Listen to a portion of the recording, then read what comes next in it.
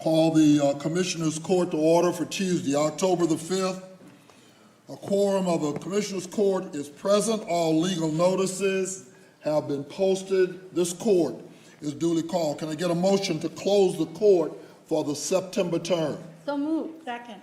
Got a motion by Dr. Garcia, second by Dr. Daniel, that we close the September term. Any unreadiness? Hearing none, all those in favor, let it be known by the usual sign of voting. Aye. Those who oppose, same sign. Chairs in the affirmative. Can I get a motion to open the court for the October term? So moved. Second. Moved by Dr. Daniels, second by Dr. Garcia to open the October court term. Any unreadiness? All those in favor, let it be known by usual sign of voting. Aye. Aye. Aye. Those who are opposed, same sign. Chairs in the affirmative. Bailiff, will you please open the court? All rise. The Dallas County Commissioners Court is now in session for the October 2021 term. The Honorable John Wiley Price presiding. Please remain standing for the invocation. The invocation today will be guest of Dr. ELBA Garcia. Thank you, Commissioner. He's actually a guest of the judge, but it's my honor to introduce him today. He's not a stranger to this court, a good friend of all this Commissioners Court. And our guest invocator is Victor Cathy. Victor is a native Texan who graduated from Southwestern Christian College with an Associate of Arts and Abilene Christian University with a bachelor's degree in exercise science. Victor has served in both public and private schools for nearly 20 years as a teacher, coach, and administrator. He is currently the Executive Director of Athletics and Wellness at International Leadership of Texas, where he oversees over 100 coaches at 23 campuses in 4 different counties across the state. Victor is a deacon at Central Point Church of Christ in Dallas. He's also a director of National Youth Conference of Churches of Christ and board member of the United Christian Basketball League. During the summers, he enjoys working for the Dallas Mavericks Basketball Academy, which is a dream come true for a local kid who roots for all the home teams. Victor is a member of Alpha Phi Alpha Fraternity, Inc., the first Black Greek letter organization, and serves the community with his brothers through the Nu Pi Lambda chapter. Additionally, Victor is currently pursuing a Master's of Arts in Christ and Culture at Oklahoma Christian University to enhance his ministry efforts. He and his wife, Shay Cathy, have been married for 17 years and have 3 teenage fabulous sons. I might add that. Noah, Caleb, and Luke. Victor and Shay are heavily involved in marriage ministry and have hosted seminars across Texas and other states. The adventures of their family can be seen at Cathy Party of 5 Marriage and Family Ministry on their Facebook and YouTube channels. Ladies and gentlemen, please thank you, Victor, for being here with us, praying this morning. The floor is yours. Thank you very much, Dr. Garcia, and thank you so much for allowing me to be here today. Let's pray together. Eternal Heavenly Father, as once again we come approaching your great throne of mercy, thanking you so much for this day that you have allowed us to see. For it was not promised and to never see again, but Father, we're just thankful to be here in this place. Father, we ask right now that you will bless the individuals that are serving your kingdom on today, serving the constituents of Dallas County. Father, we're just so thankful for giving them the opportunity to work together through collaboration and a cooperative spirit. Father, I ask that you will be with Commissioner Daniel, Commissioner Koch, Judge Jenkins, Commissioner Price, and Commissioner Garcia. Father, I ask that you will be with them on this day and allow them to feel your love, protection, and comfort as they work together to do the things with wisdom and discernment to work with all those within Dallas County, Father. Father, give them a sign that you are on your throne and that power is not only in theirs, but also in yours, Father. Let them look to you for guidance and wisdom when it comes to decisions that will be made upon today. Father, we ask that no hurt, harm, or danger come to our county, that you will continue to grant safety to our commissioners and those that are within this building. Father, we're just so thankful for you allowing us to be here. For we know the sun is shining on the outside because your Son has allowed it to. And we just continue to be in awe of your majestic work. We're thankful for all the things that you have done, and we're thankful for the things that you'll continue to do. And we ask that you will continue to remind us that it is not only in you that we trust, but that we are still one nation under you, Lord. We are thankful. In your Son, Jesus' name, we pray. Amen. Amen. Thank you. Thank you, Victor. Thank you, Mr. Cathay. Thank all of you for being here this morning. The judge is running just a little late, but we will proceed. We know your time is important. We will be dealing with those matters that have been posted for this agenda. And then, of course, we'll take those matters that are by law allowed in an executive section subject to this proceeding. First, on the agenda that is printed are resolutions, and I will begin the resolutions. John L. Preciphs, I would ask you and your guest all to come forward to the lectern.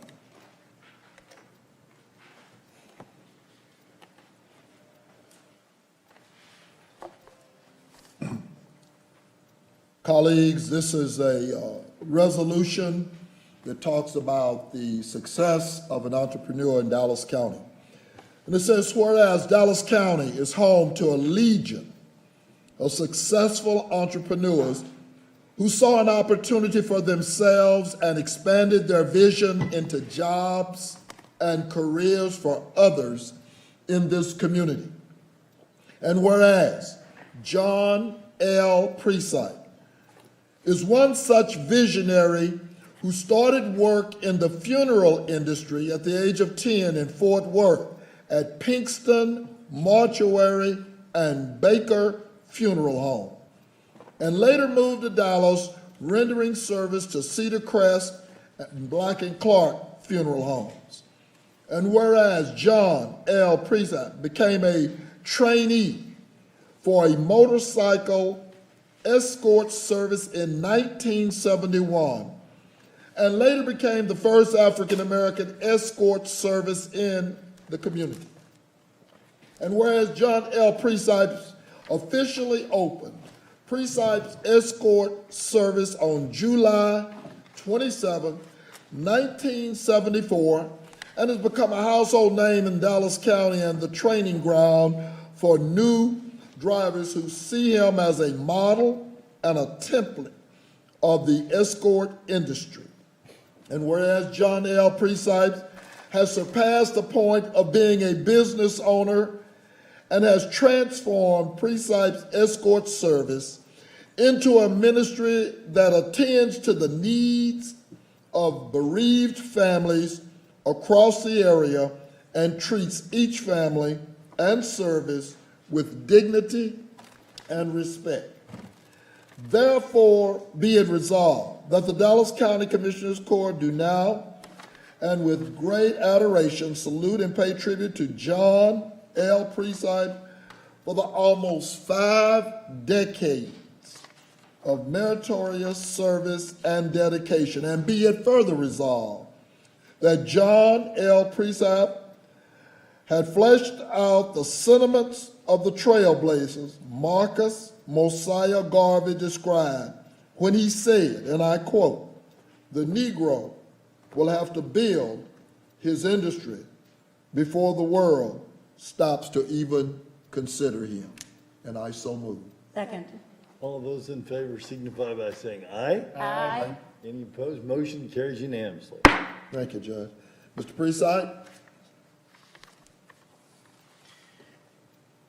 To my friend of many years, Commissioner Price, this is a very humbling experience. As one famous poet said, it only lets me know that I've got miles to go before I sleep. Commissioners, as I go back to my seat, I'd like to leave you something that you can take with you. Candles come in all shapes, forms, fragrances. But a candle is no good if it's not giving light and burning itself out, giving light to others. Thank you very much. Mr. Preciphs, I didn't know you was going to preach, brother, but anyway, you better, first of all, better introduce whoever that is to your right, but so you can go home. Yeah, this is my wife. She puts up with me day by day. And this is Patricia Preciphs, and we've been married since 1979. And she's helped me in my ministry. I've served as minister of music at several churches here in Dallas. And also I'm president of the Dallas Motorcycle Escort Service Association. And I'm just glad that we can give a helping hand to bereaved families in the time of need. And I want to thank you all again for your unselfish nature in this, and I hope that God will give me a few more years to be here to do what I think is needed. Thank you. Let me just say, so I can give some context to the text of history. Dallas has for years arm wrestled with private escort services. Unlike Houston, which utilizes their police motor corps, Dallas has made several attempts. And as such, Mr. Preciphs and a delegation over the years, we've had to intercede because, and these are my words, harassment on the part of law enforcement. They would be in a procession and observing all of the safety protocols, and all of a sudden an agency would stop the procession. And on more than one occasion, we've had to intercede. I think that's pretty much subsided now, but it's just amazing to me. And what is even better is has a stellar record in terms of safety. I know this will probably come as no surprise to my colleagues as I've ventured into many avocations, but at one, he loved his head at one time, I spent a lot of time in the funeral services business. Cedar, Crest, McGowan's, I spent a lot of time doing everything from directing to saying that I really wanted to go to mortuary school. But, yeah, well, that's all right. I don't mind cutting on people, you know. I ain't got no problem. But anyway, and so I've known Mr. Preciphs, and as I said, he's very, very, very well respected. And I just want to thank you and your wife. And as he said, when he talks about church and music, I mean, he's a musician. So he has multiple talents, but he is known in the Dallas-Fort Worth area and around this state for his leadership in this industry. I just want to say thank you to both of you, and you know, God bless you. 50 years is nothing to sneeze at, and the fact that you've been out of the motor corps, because I always tell people they don't have a lot of respect for four wheels, much less two.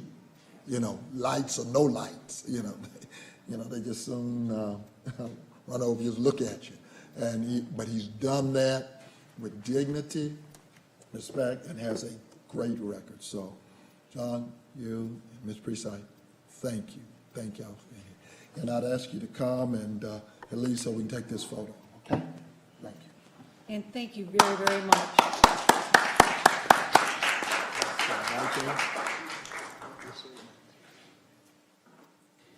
Congratulations. Good to see you. Great to see you. On three? On three. 1, 2, right? One more? 3, 1, 2, and thank you. Thank you. Thank you, man. Good to see you. Okay, I go back to work. Thank you very much for what you add to the community. Appreciate it. Thank you, brother. Thank you very much. Thank you, sir. You don't have to worry about them 9 o'clock chapel funerals and 10 o'clock. It's 11 o'clock is the witching hour. The second resolution, Judge and Commissioners, gave me a lot of pleasure as well. And I'd ask Sharing Life and their delegation to come forward. Have not seen the judge. Oh, Judge, you want to come forward as well? Come forward, Sharing Life and Judge Whitfield.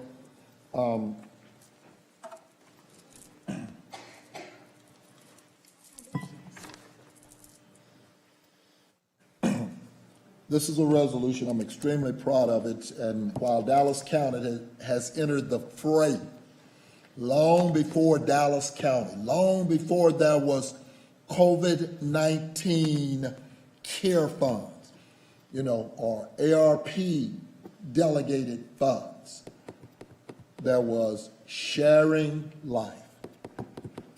Whereas Dallas County proudly recognizes not-for-profit entities who assist in enhancing and bettering the quality of life issues for all of its citizens.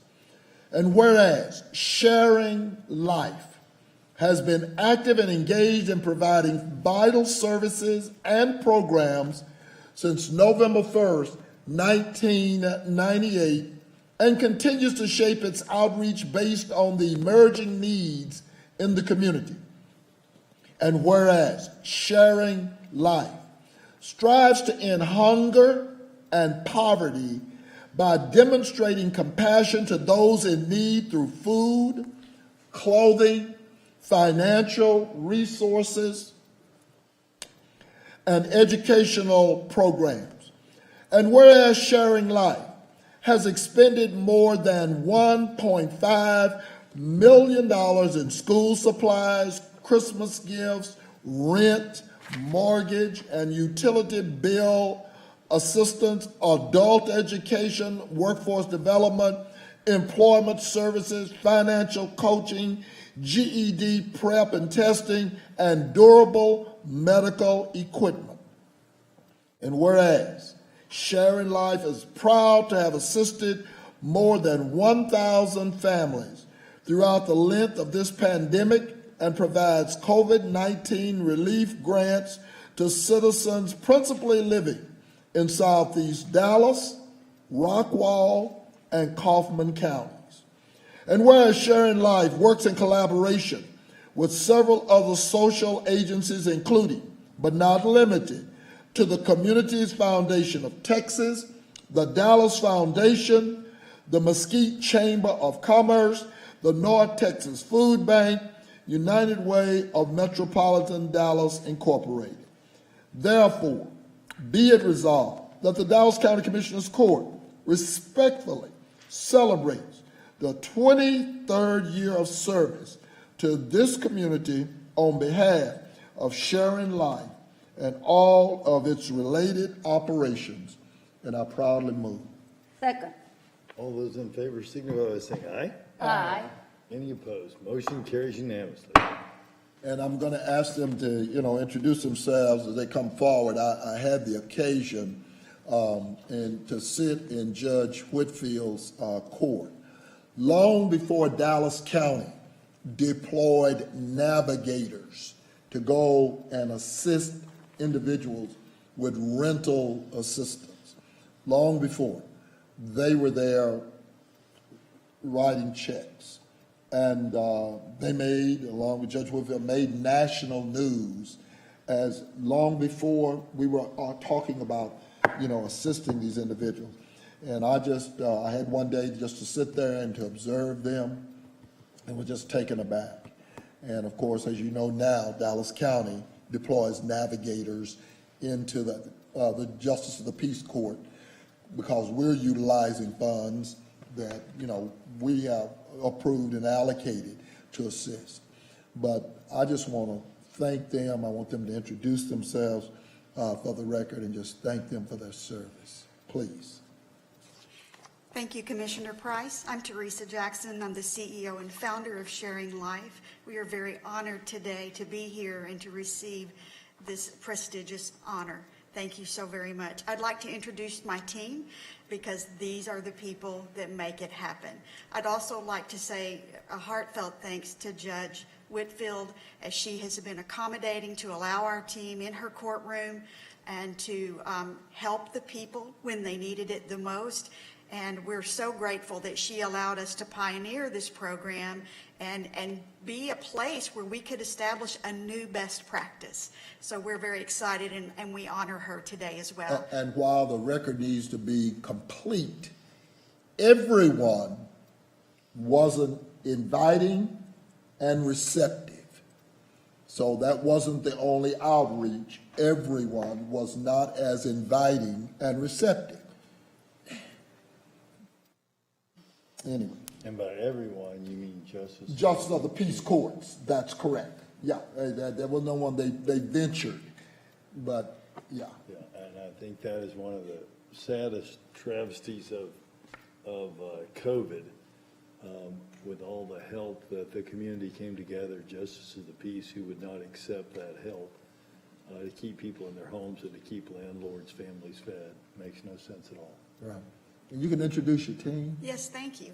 Please, I'd like to introduce Lana Range. Lana is our in-court staff member. She is the one that meets with Judge Whitfield and with the landlords and with our clients who are in need of assistance. She's the one that's right there doing the magic, making it work.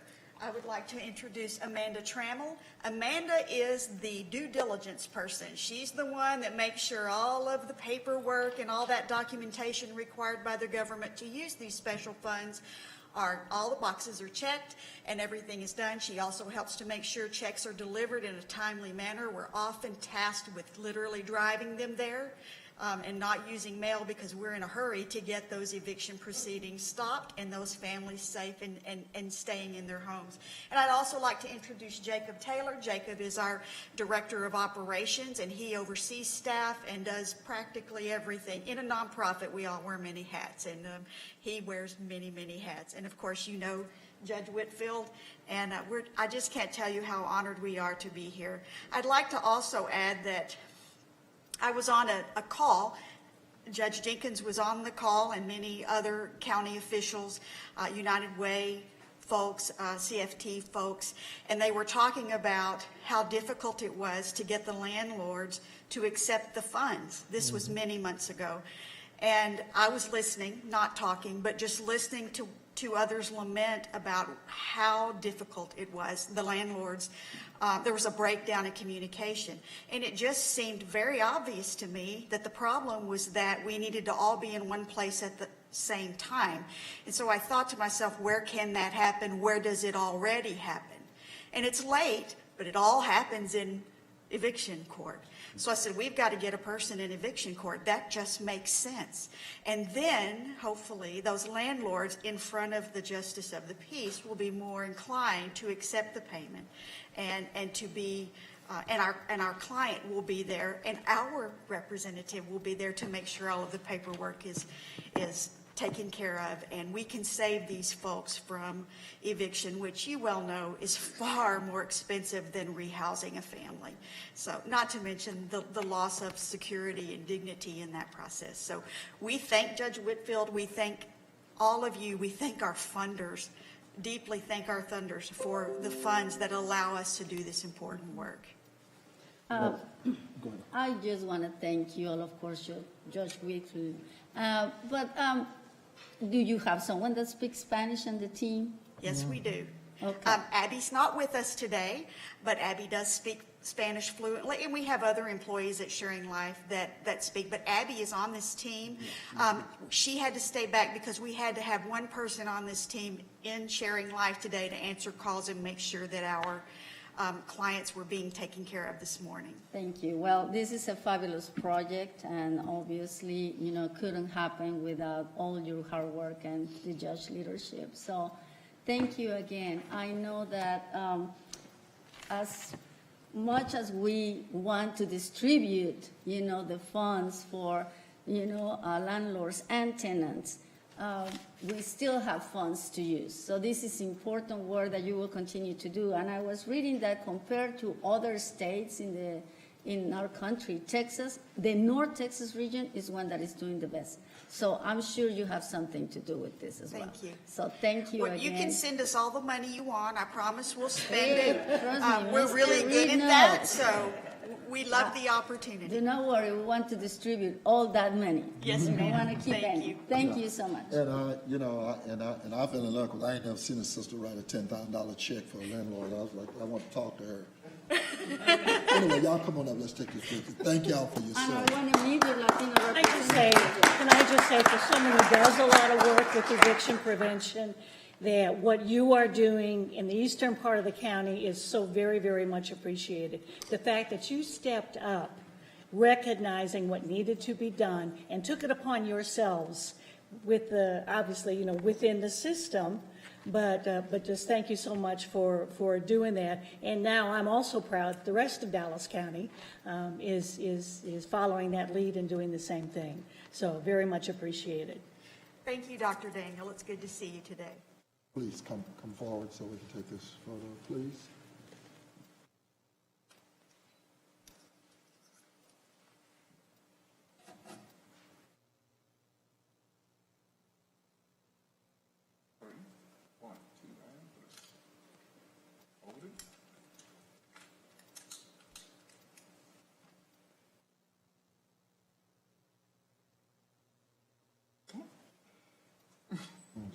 Yeah, come on, Judge. Come on.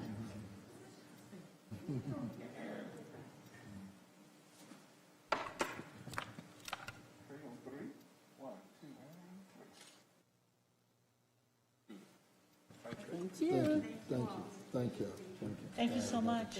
Thank you, Judge.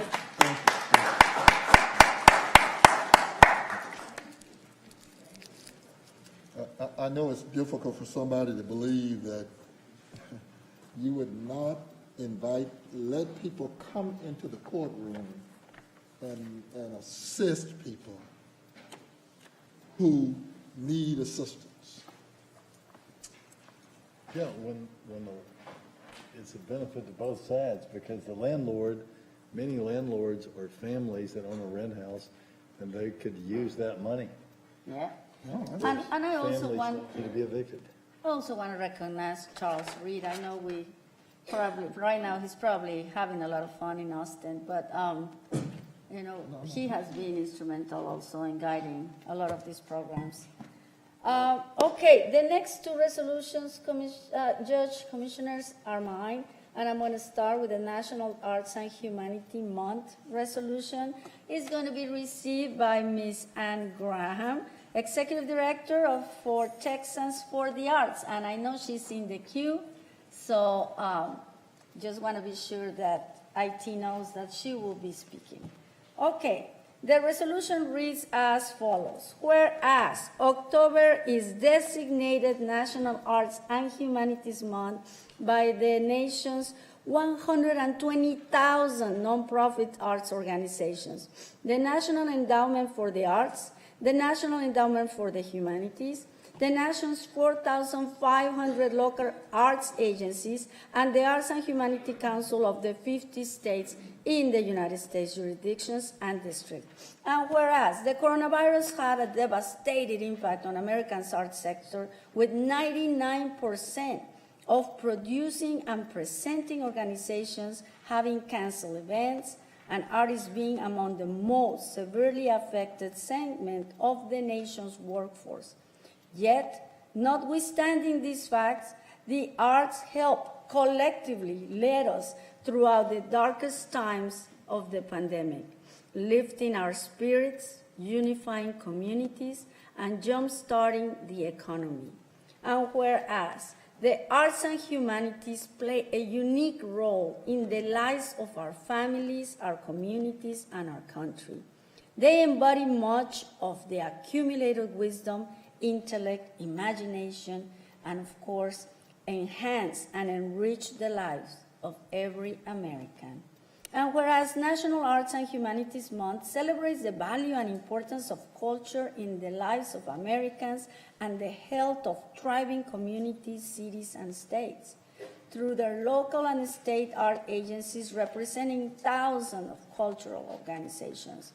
And whereas National Arts and Humanities help diverse communities across the United States to explore their history and culture with the support and partnership of the National Endowment for Humanities, the 50 states and 6 territorial and district humanity councils, and local education and cultural institutions. And whereas the nation's art and culture sector, nonprofit commercial education, is a $919.7 billion industry that supports 5.2 million jobs, 4.3% of the nation's economy, and boasts a $33 billion international trade surplus. And whereas the nonprofit arts industry alone generates $166.3 billion in economic activity annually, spent by organizations and their audiences, which supports 4.6 million jobs and generates $27.5 billion in government revenue alone. And whereas every attendee to an arts event spends an average of $31.47 per person, and 37 cents per person per event, beyond the cost of admission on items such as meals, parking, and lodging, a vital income source for all local businesses as well.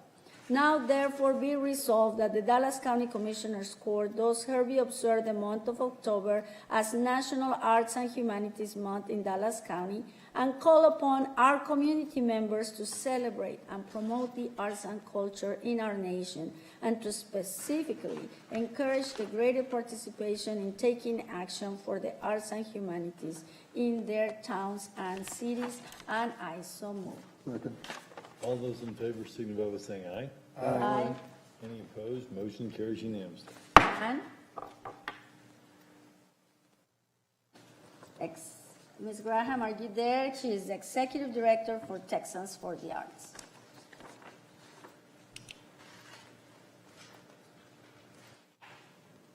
Is she in the queue? I know she was. Hello. There she is. Can you hear me now? Yes, we can. Thank you, and You just can't see you yet. I have a video on, I believe. Here we go. There there you you go. All right. Thank you all so much. I'm sorry I'm not able to be there in person. I am down in Austin dealing with this special session here. Again, thank you, Commissioner Garcia and Judge Jenkins, and I would also like to extend a thank you to Elizabeth Acosta, who was a former intern of mine who helped move this forward, and Noemi Gonzalez as well, and the members of the Commission Court, thank you. This is really an important time of year. I know that I always think that every day should be Arts and Humanities Day, but it does help shine a spotlight to people why the arts are so important.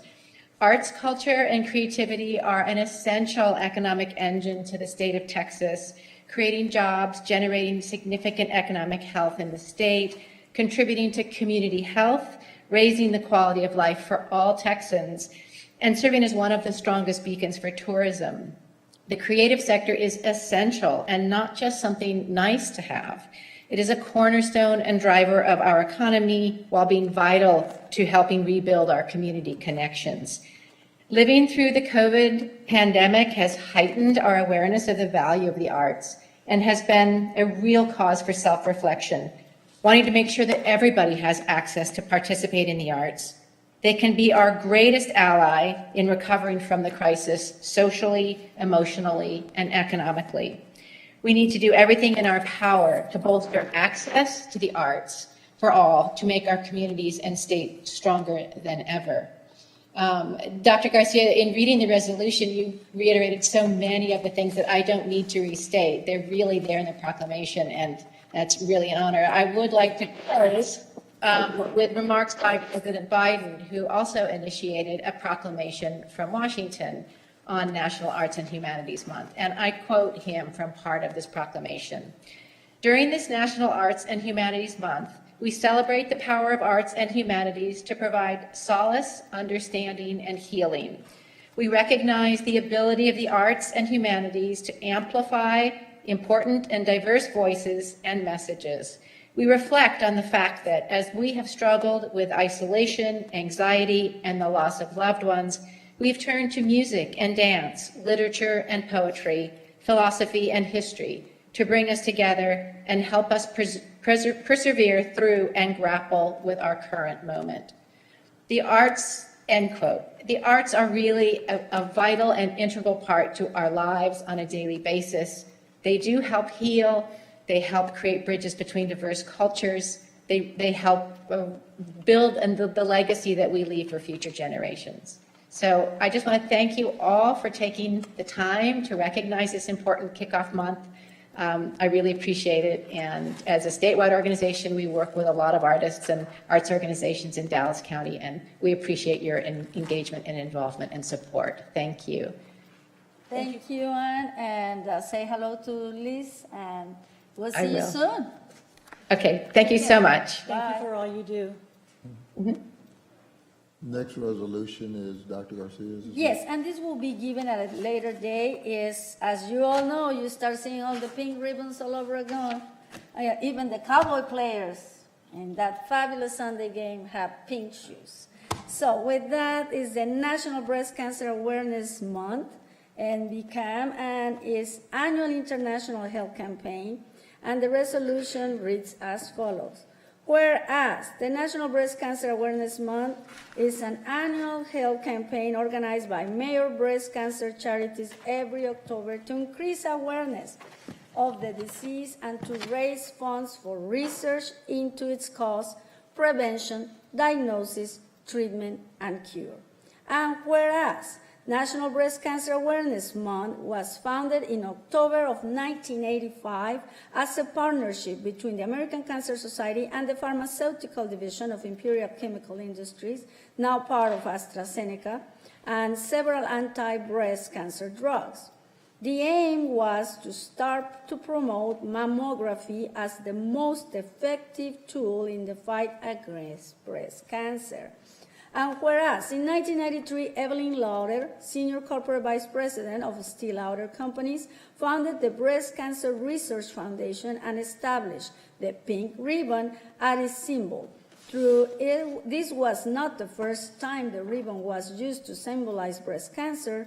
Charlotte Haley, a 68-year-old California woman whose sister, daughter, and granddaughter had breast cancer, had distributed peach-colored ribbons before to call attention to what she perceived as inadequate funding for research. And whereas currently about 1 in 8 U.S. women, about 13%, will develop invasive breast cancer over the course of her lifetime, in 2021, an estimated 281,000 new cases of invasive breast cancer are expected to be diagnosed in women in the U.S., along with 49,290 new cases of non-invasive breast cancer. And whereas about 43,600 women in the U.S. are expected to die in 2021 from breast cancer. Death rates have been steady in women under 50 since 2007, but have continued to drop in women over 50. The overall death rate from breast cancer decreased by 1% per year from 2013 to 2018. These decreases are thought to be the result of treatment advances and earlier detection through screening. For women in the U.S., breast cancer death rates are higher than those for any other cancer, besides lung cancer. And breast cancer became the most common cancer globally as of 2021, accounting for 12% of all new annual cancer cases worldwide, according to the World Health Organization. In women under 45, breast cancer is more common in Black women than white women. Overall, Black women are more likely to die of breast cancer. For Asian, Hispanic, and Native American women, the risk of developing and dying from breast cancer is lower. Jewish women have a higher risk of breast cancer because of their higher rate of BRCA mutation, breast cancer mutations.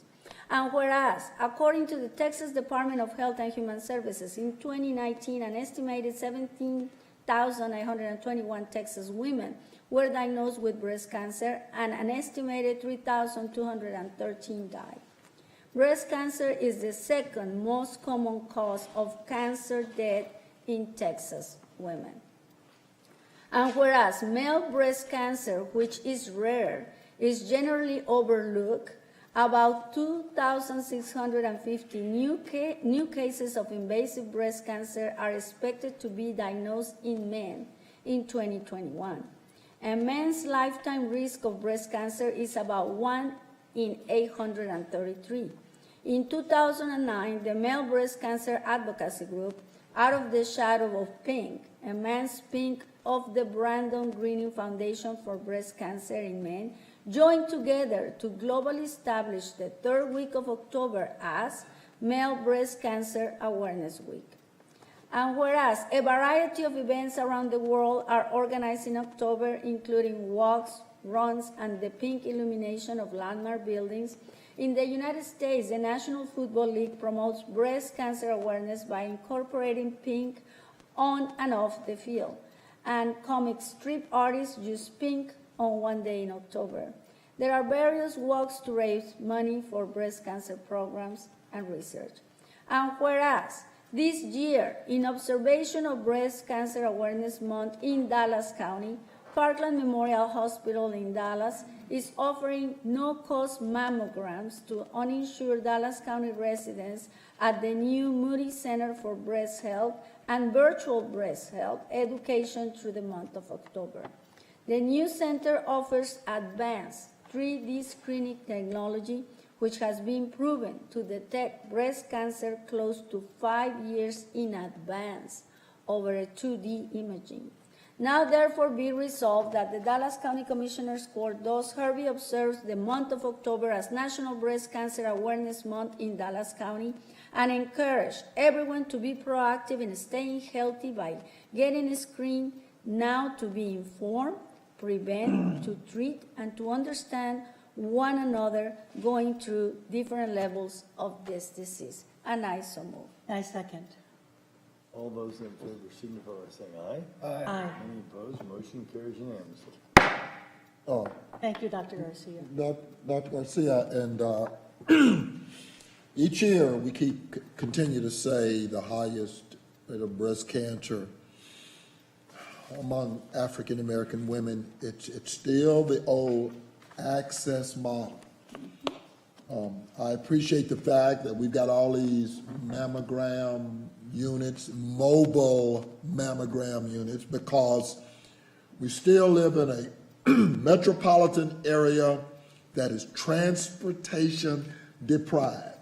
Those of us who have access to automobiles, we don't think of even the transit schedule, as we all know, which is for the first time being redeployed in over several decades in Dallas, because it does not sufficiently service timely the populations to be able to get to their destination without prolonged transfers, etc.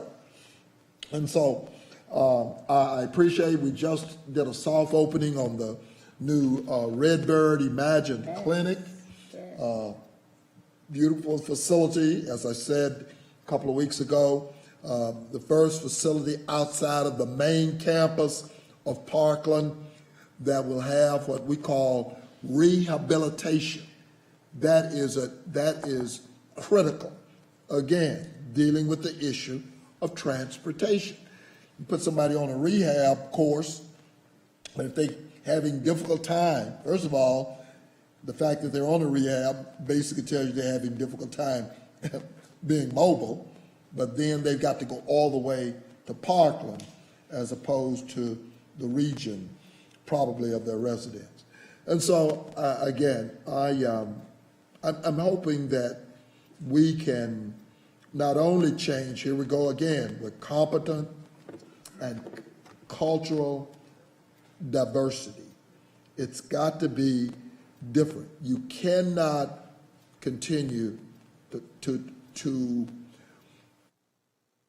deploy usual operational procedures in getting people to take advantage of the services. And so that's still an issue for me.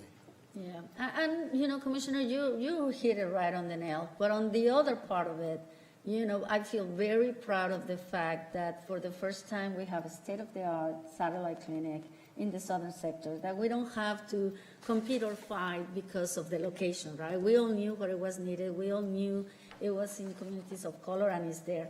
The other great news, I think about the advancements of medicine, right?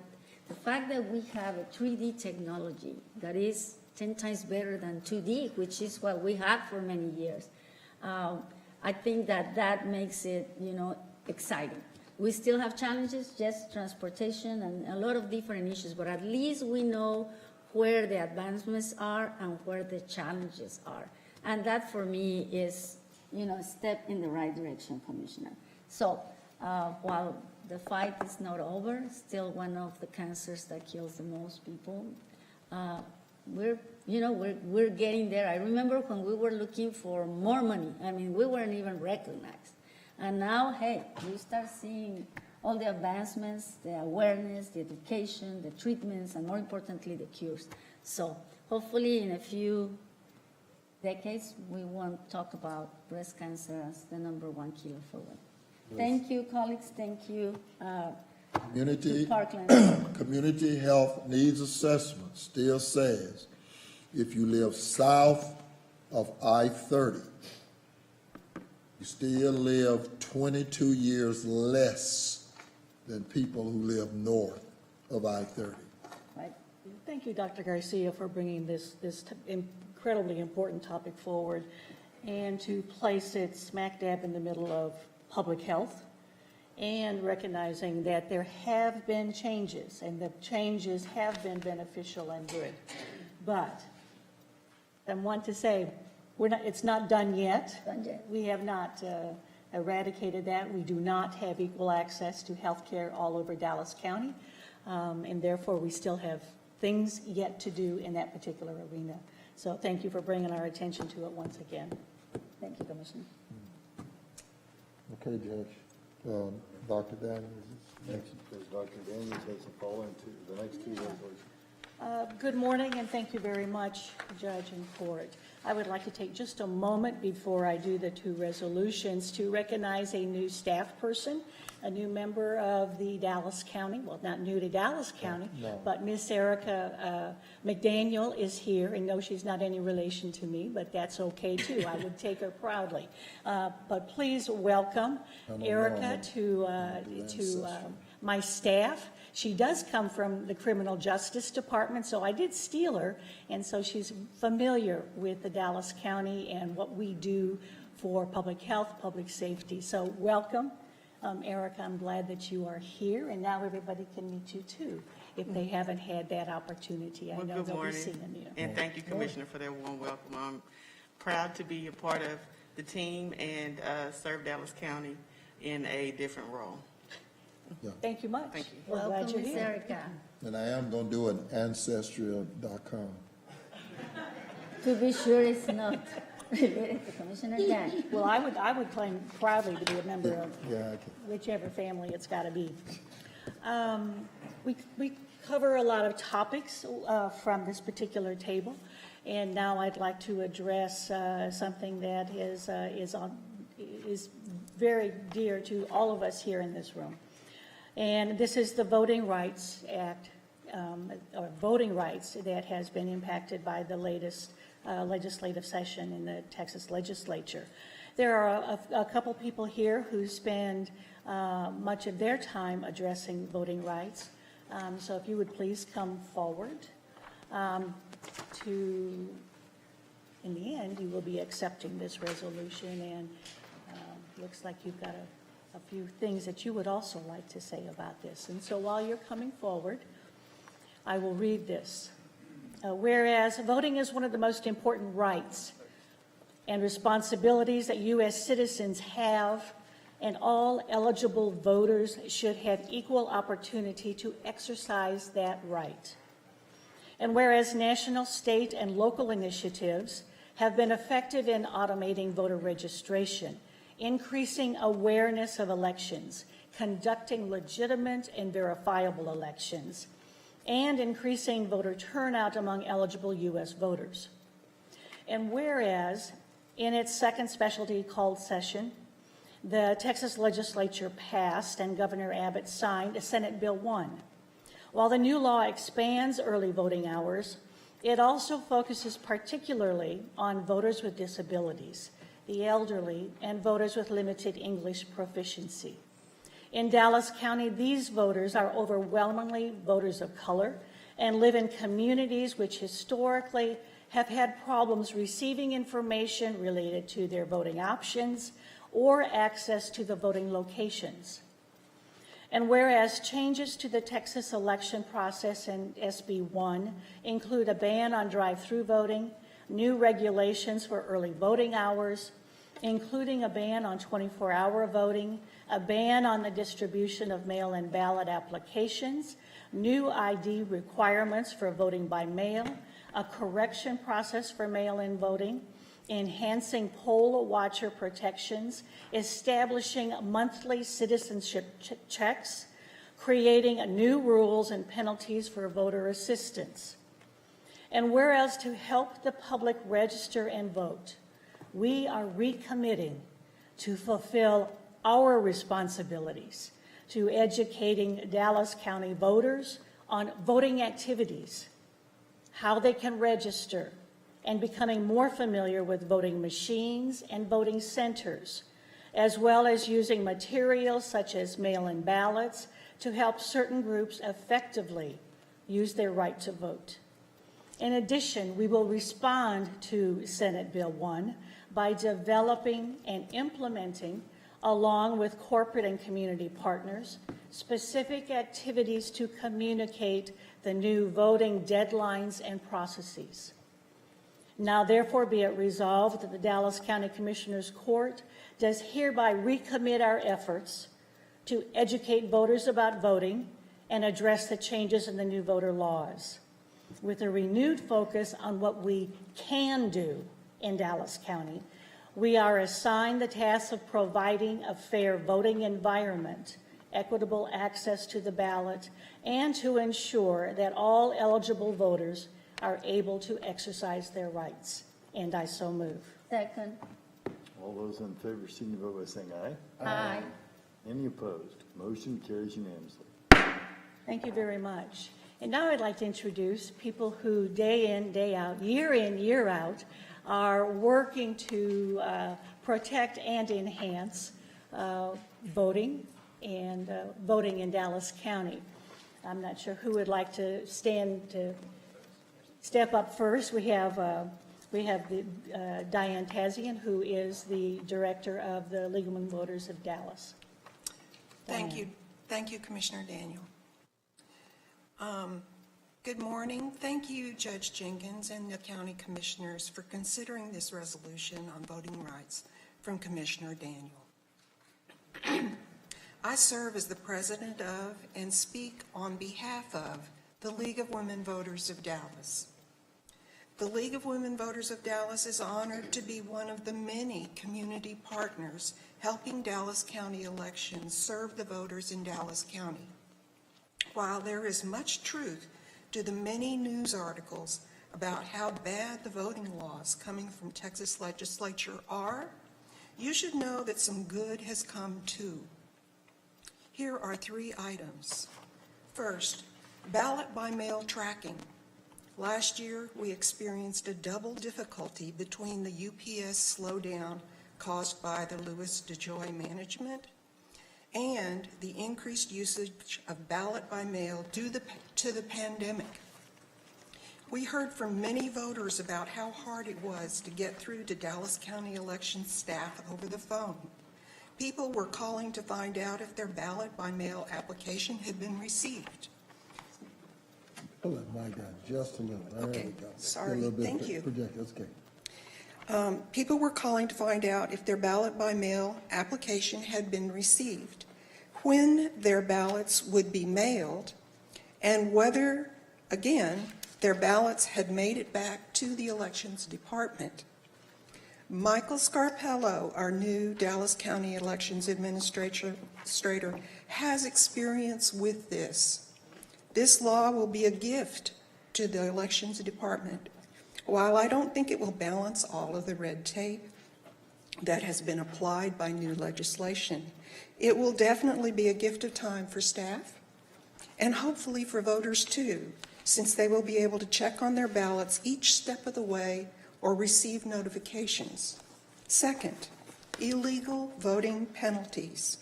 A September 10th article by the Houston Chronicle by Ms. Taylor Goldenstein showed how all of our phone calls and emails have made a difference. The final bill lowered the criminal offense for illegal voting from a second-degree felony to a Class A misdemeanor. It now requires that the person who voted illegally must have done so knowingly and intentionally. The provisions could impact ongoing cases that inflamed debate over the bill, including that of Crystal Mason, a Black Fort Worth woman who is facing 5 years in prison for illegally casting a provisional ballot that was never counted, despite her saying she did not know she was ineligible to vote. Third, address changes. Soon, more people can correct their addresses online. Before, you could if you moved within a county. Now you can if you move across county lines in Texas. Another huge benefit for the Elections Administration staff. We will do what we can to help Dallas County elections get voters registered and educate eligible voters of the changes, both good and bad. We want to help voters learn that in Texas, with liberty comes responsibility. We must be proactive to be a Texas voter. Thank you. Thank you, Ms. Tazian. I'd like to have Judy Bryant come up next, who is a long person involved with labor and workers, and is now, as a retired person, still very active in those very important efforts. Yes, I'm Judy Bryant. I'm a 32-year retired Dallas ISD teacher, but for the last 9.5 years, I have been the field organizer for the Texas Alliance for Retired Americans. And obviously, Senate Bill 1 affects our members. We're part of a 4.5 million member national organization, and we have 145,000 members all across the state of Texas. And we have been working in the Texas Alliance for Retired Americans for the last 1.5 years on voting rights. And we are just now starting on a new program of educating our members about what Senate Bill 1 law will mean for our voters, especially with the new identification requirements for mail ballot applications and mail ballots, and also situations that they may face at the polls with poll watchers. We want them to be fully aware of what they might face. And we also have a lot of disabled folks that are retirees who are our members. So we are very proud to partner with Dallas County in any way that we can to help educate our voters so that our voters of all types can exercise their right to vote successfully and do that without fear of intimidation or anything else. So I'm very pleased that Dr. Daniel introduced this resolution, and thank you, Judge Jenkins, and all the commissioners for your approval of this resolution. It's very important. Thank you, Judy. How about next, Ms. Kadanak, who is someone who's run for office, felt what it is to have voters vote or not vote, but then has dedicated much of her time to this particular topic. Yes, well, I want to thank you, Commissioner Daniel, and your staff for being so accommodating and helping to draft this resolution. For your education, the history of this resolution goes back to Georgia, and real credit is due also to Mayor Keisha Lance Bottoms, who originally drafted a similar resolution for Atlanta following the Georgia legislature's passage of voting laws that include limiting water at the polls. We know the egregious nature of some of these laws being passed across the country, most particularly in Texas, which is one of the hardest states in which to vote. So I'm pleased to see that we were able to take the lessons learned in Georgia, look at what the assets are in Dallas County, and really look at what we can do as opposed to what we can't do. And I think that's so important. I want you to know this is the first resolution in the state of Texas right now. And I'm glad that Dallas County is the one leading the way, because you will be carving a pathway on how you educate voters about what these laws mean. Regardless of party, you need to understand certain things. There will be poll watchers in polling locations. You need to understand that a simple mistake on a now even more complicated mail-in ballot application could have serious repercussions, and it won't be the next day. It could be months later, and it could be at the litigious nature of a district attorney or an attorney general of Texas, and we need to understand what that means. I'm so glad that we now are looking at the resources we have available so that we can affirm one thing that is very true: Texas voters matter. And what we're doing now, using common sense and action, may help people make their pathway to the voting booth easier, maybe avoid a mistake that could lead them into trouble that they weren't anticipating. But more importantly, I want to be able to say thank you so much, because this is the type of resolution that we can take to places like Denton County, Travis County, Harris County, and say, look what they are doing in Dallas. What are you actually doing to educate your voters? What is the job of an elections administration to do, rather than dealing with the after effects of a mistake? What can we do to get ahead of the community now and make them understand what is coming and what it will mean and what it will mean for years to come? So I want to thank you all so much, most particularly thank you, Commissioner Daniel. It took 7 months to get this resolution to the point where we are today because we waited for multiple legislative sessions. It took me 7 hours to testify in the redistricting committee yesterday. Patience is a virtue that I am learning in the state of Texas, but I am so glad that we are here today, and thank you again. Thank you very much, Joanna. And the next two people have been elected officials, so they not only have been longtime voters interested in educating and spurring on the voting as a civil right, but have had the voters decide that they in fact should represent them in the legislature. So I don't know who wants to go first, whether it is former Dr. Harriet Earhart. Thank you. Judge, my friends who are commissioners, I'm happy and sad to be here today. Over a decade ago, many of us were in this very same room protesting heartily signs that were put in my minority voting locations to frighten voters, to keep them from voting. I cannot believe that we are here again talking about that same dilemma. What kind of elected official thinks that it is a good idea to keep eligible voters from voting? What kind of elected public servant believes that we should intimidate people who can vote to keep them from voting? What kind of legislator or governor believes that it is good to suppress the very people for whom they work, the voters? Until we replace those who believe that very detrimental act, I'm grateful to you for making it as easy as possible for our voters to navigate the roadblocks that have been put before them, to keep them from doing what is the very basis of our democracy.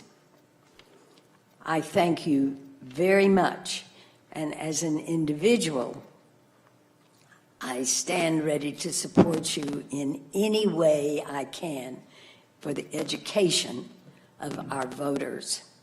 Thank you. Thank you, Dr. Earhart. And now, former State Rep Terry Hodge. I'd like to thank you, Commissioner, for bringing forth this resolution.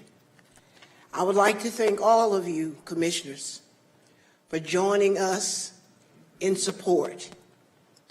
Senate Bill 1 takes me back many, many years ago. It reminds me of when I was a young girl, living at home with my mother and grandmother, and how they scuffled to pay the bills, and how they took money from food to pay poll taxes so that they would be allowed eventually to vote. So to me, I grew up knowing voting was very important. Commissioner Price, over the years, you and I have worked together long and hard to overcome this obstruction that we faced. So today I say to each of you commissioners, thank you very much, and stand with us to move the efforts that we have forward to increase voter participation, to educate our voters, and yes, the senior citizens like me. We love voting. It's our duty. We understand it.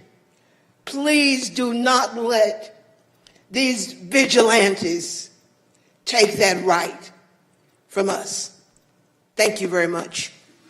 Thank you very much to each and every one of you for coming forward and for doing the work that you do day in, day out, year in, year out.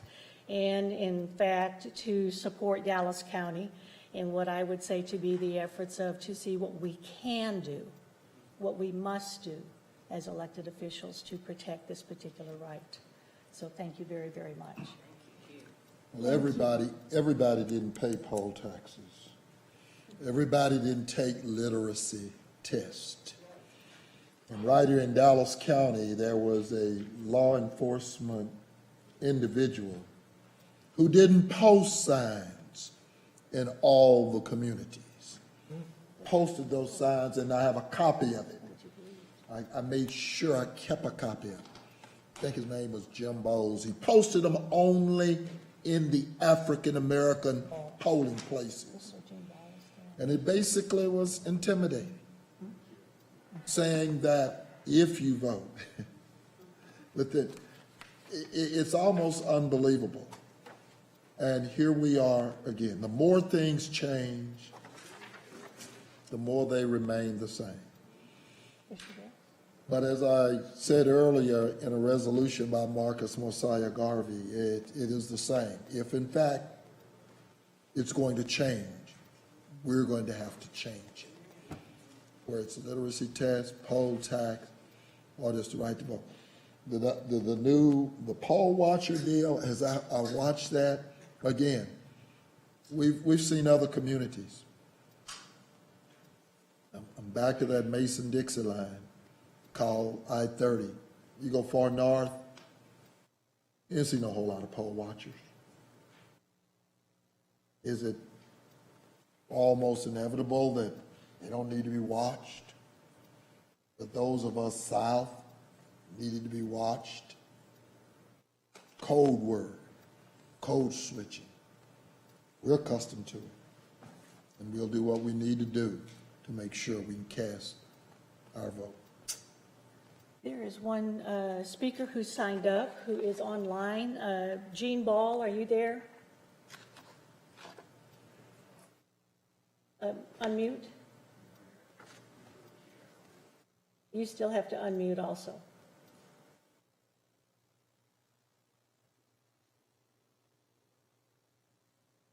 And now she's frozen. The video is there. Jean, well, she was. I'm sorry?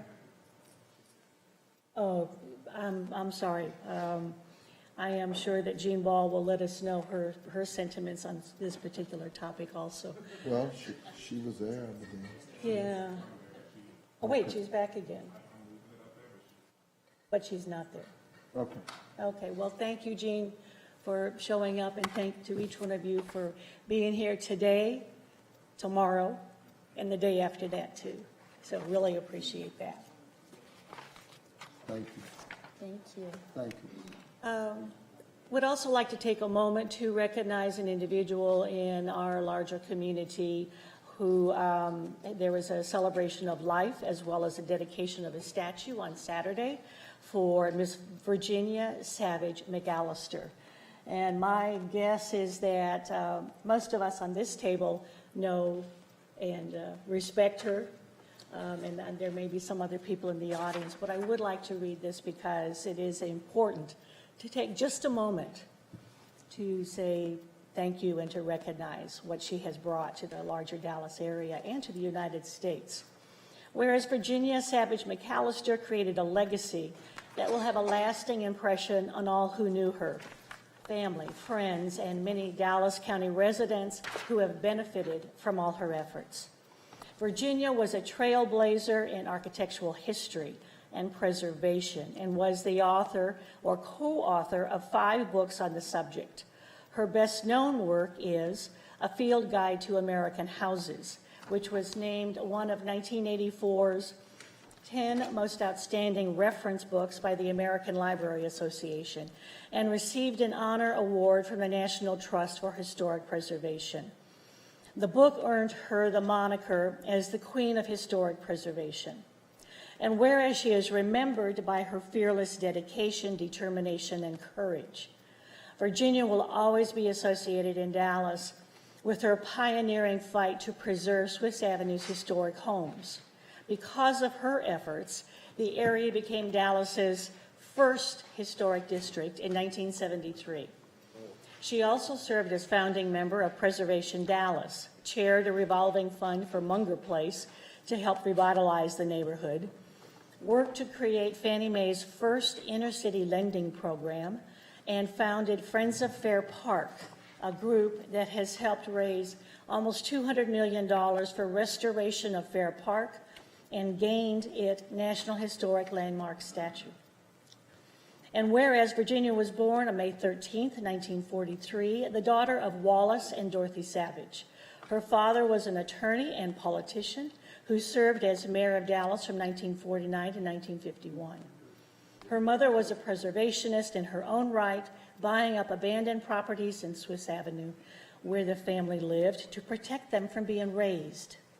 Virginia received her BA from Harvard University, and she completed the first-year curriculum of the Harvard Graduate School of Design.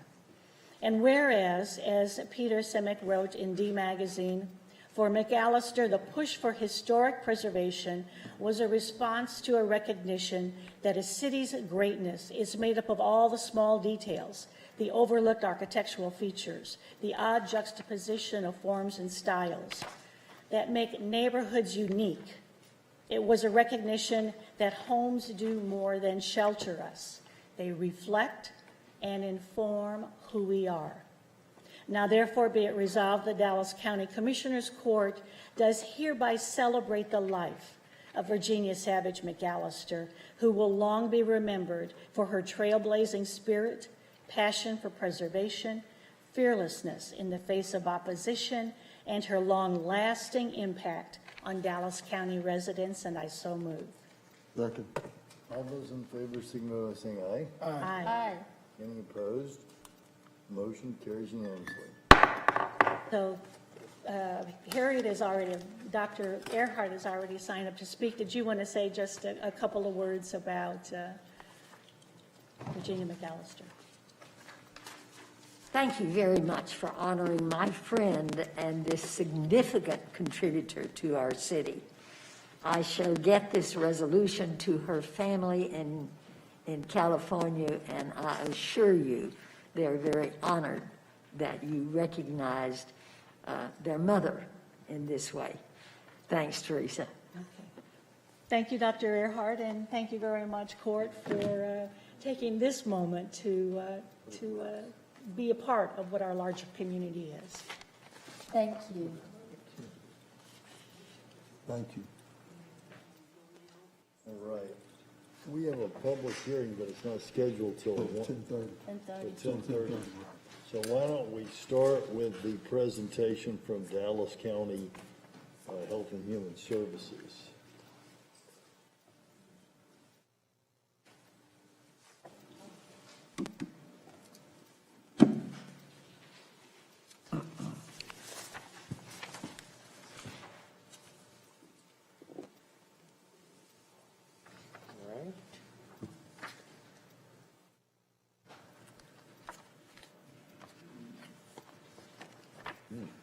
Morning.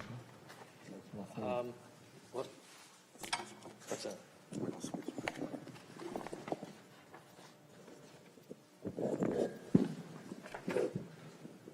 Good morning. Good morning. Good morning, Dr. Wong. So let's see, we remain in the red risk level zone, but we are seeing improvements in some of the numbers, as you'll see shortly. In terms of available ICU beds in the 7-day trailing average, latest number for Dallas County, 17 available ICU beds. The suspected confirmed COVID emergency department visits in the prior 24 hours. You can see in the last couple of weeks continued decreases in that number. So peaked around the end of August, early September, and we are seeing those declines. In terms of confirmed admissions in the prior 24 hours, again, similarly, last couple of weeks, continuing to see some declines in those numbers. And same with the number of confirmed inpatients, peaking again early September and declining since that time. The trailing indicators of deaths, we still have unfortunately been seeing a larger number of deaths, but hopefully those will continue to decline. The one thing, we are seeing these improvements, but the lesson we've certainly learned from the prior situations, every time when we've seen these improvements and then people relax too much, then we wind up getting back with a resurgence. And so it's certainly a lesson for us to all learn that we need to continue to take this seriously. Again, these are good, this is good trends that we're seeing, but it's certainly still not totally out of the woods with the situation. In terms of vaccinations, you can see about 72% of the population 12 and older, who are the eligible population, have had at least one dose. Statewide, almost over 31 million doses administered. So that's progress, but then when we look at this for Dallas County, about 2.86 million doses administered. But you can see the trends over the last several weeks have seen declines in the actual number of vaccinations being administered per week. I think the latest number that we're seeing, it's down to about 11,000 doses per week in Dallas County of first doses, where we had reached a peak of 35,000 several weeks ago. Now that's continuing to decline. And that's despite then the recent authorization for some of the third doses for the Pfizer for specific populations. So that's not a trend that we want to see, because really continuing to get the vaccinations is the key really for us to keep moving forward in a positive way.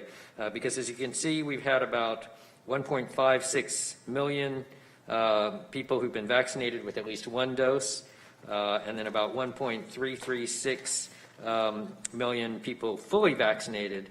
But that means out of the 2.6 million total population, it's still about almost 50% that are not fully vaccinated. So that's a lot of people. That's still a lot of vulnerable population. And, again, depending on how the variants and other things go, it just shows the importance of continuing to remain vigilant and not just totally relaxing because of the positive trends that we're seeing. Well, Doctor, and I guess we will probably get around to it. And I know I talked earlier with regards to, public clinics. We've got to get a better handle on exactly what is being deployed. How many teams do you have? Where are they? What's their penetration, etc. I know what we're doing in terms of some place in the southern sector. But let me just tell you, we're calling and people are saying, well, we're booked up and we can't get around to it. I want to know who's driving that. I want to know the teams and what are their metrics? What are they delivering? It's not enough, and my staff will tell you, and we're keeping up. Every time we call, well, we're busy. We can't do it that weekend. And of course, we either take it on, we either try to deal with TDM or something. I've got to see something different out there with regards to your people, your staff, and what's going on. Because I have the calls that don't seem to get the appropriate follow through is beginning to concern me, and I can be real specific if you want me to be.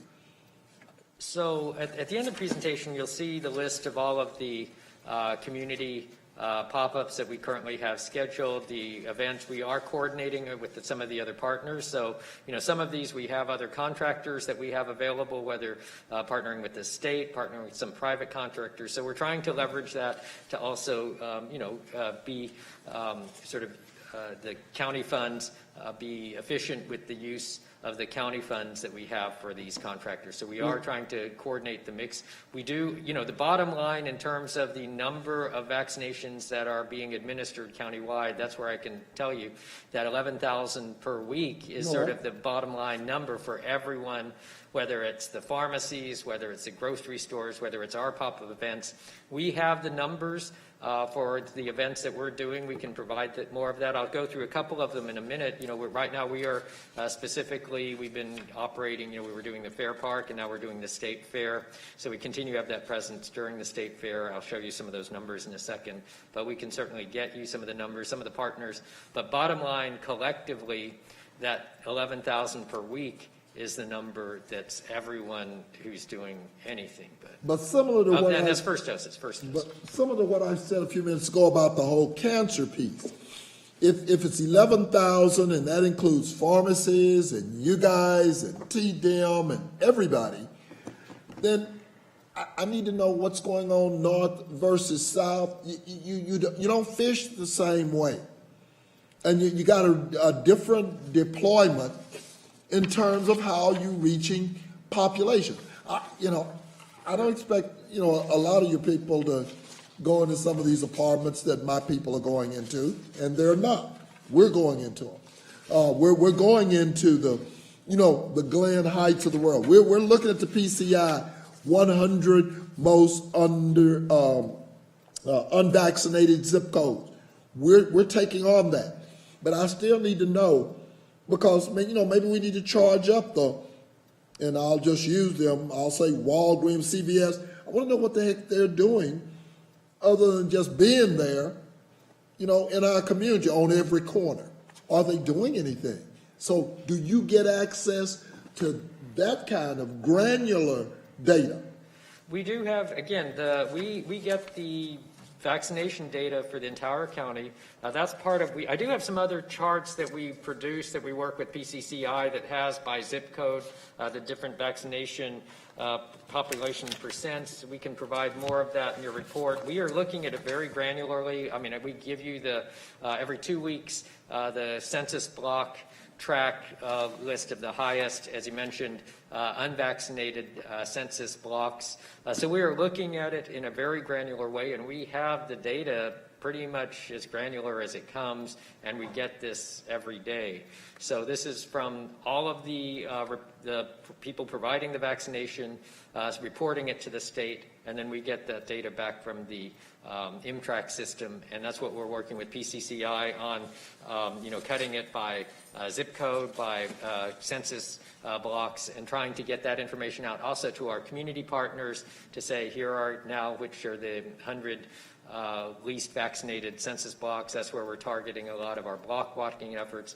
We're also working with ABI on the media messaging to try to coordinate with that.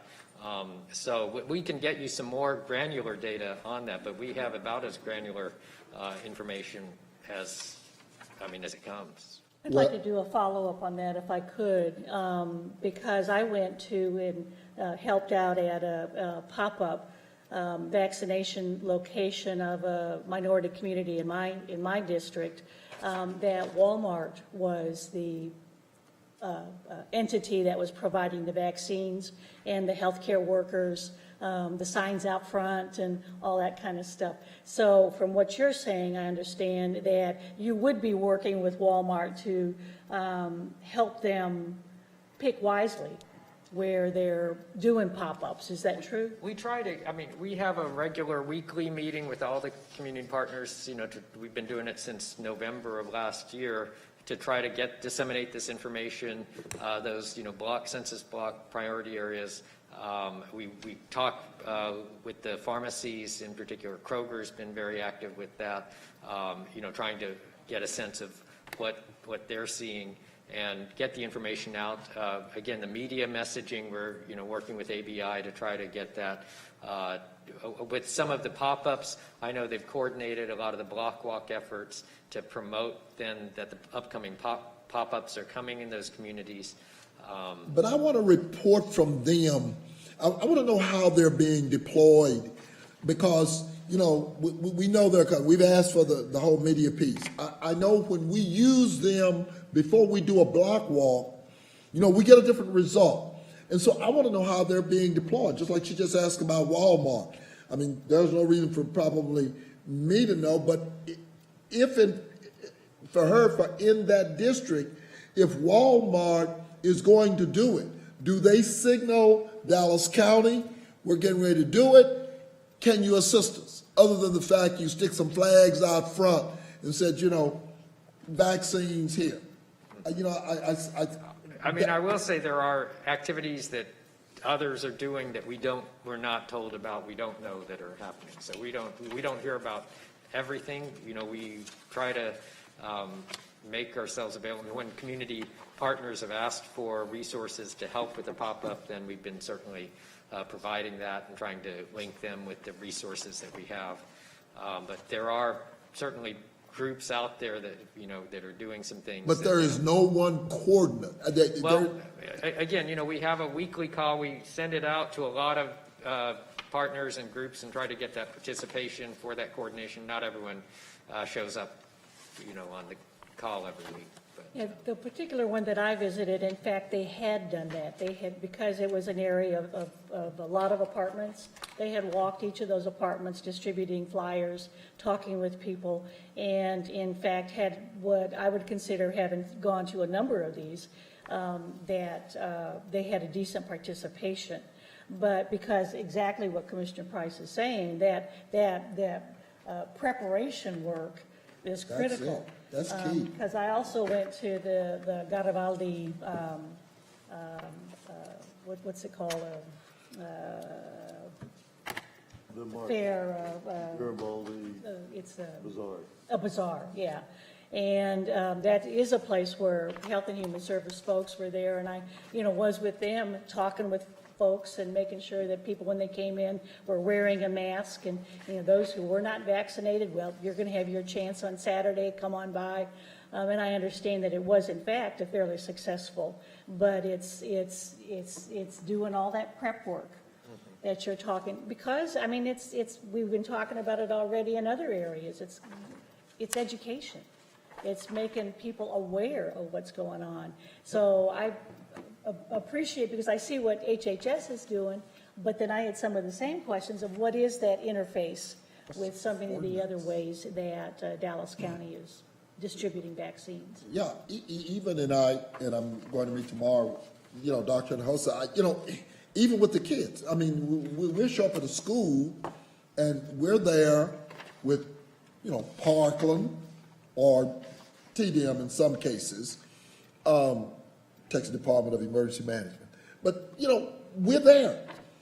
And they'll come and they'll say, golly, we're here to get our shots because of the gift cards. Not that simple. So somebody's not communicating. That's what we're going to meet about tomorrow. You got to do your telephone. You got to cue that so that they know you're coming. And then, you're eligible for the gift card. And of course, let me just say, the person whomever, the gift cards have made a marked difference in terms of how we do that. But it's the way, it's the coordination. Sure. And it's driving me nuts when we get there. And they want to take it, of course, the kids got to have authorization, so therefore they take their phone and there's a process. I don't see the coordination. The coordination is driving me nuts. So, like the list that you've got at the back of the presentation today, that list goes out to all the partners that are on our weekly call. We send that out every week of where the upcoming events are. We've asked for people to let us know if there are other events, so we try to include those on that list. But yeah, I mean, there are certainly some partners that aren't letting us know, or that we don't necessarily know, but that is, we're including that list. We're sending it out to you every week. We're sending it out to all the partners that are participating on our weekly calls. That includes the County Medical Society, again, the FQHCs. So we are trying to collect that list and trying to make it as complete as we can. Okay. Judge, let me, it's 10:30. 10:30 for the public. You want me to finish the last few slides? Or? Yeah, no, just hold for a second, because we've got to do this public hearing. But thank you, Dr. Huang, and also. No, we're not finished with him. Oh, no, but I want to, it's 10:30. Make my comments. Okay. It's just a few slides, or no?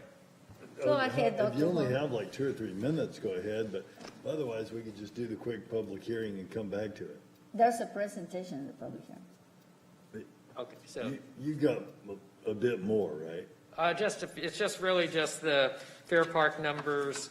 We've now done 652 at State Fair, and then just some of the latest data of essentially 90% of hospitalizations, 90% of deaths are unvaccinated, and then the list of the community outreach sites. Thank you, Dr. Huang. I mean, I was, 60 people a day for the fair immunization. I wish we could have more. The days that I was there, sadly there were a lot of people making fun of some of the people taking the vaccines.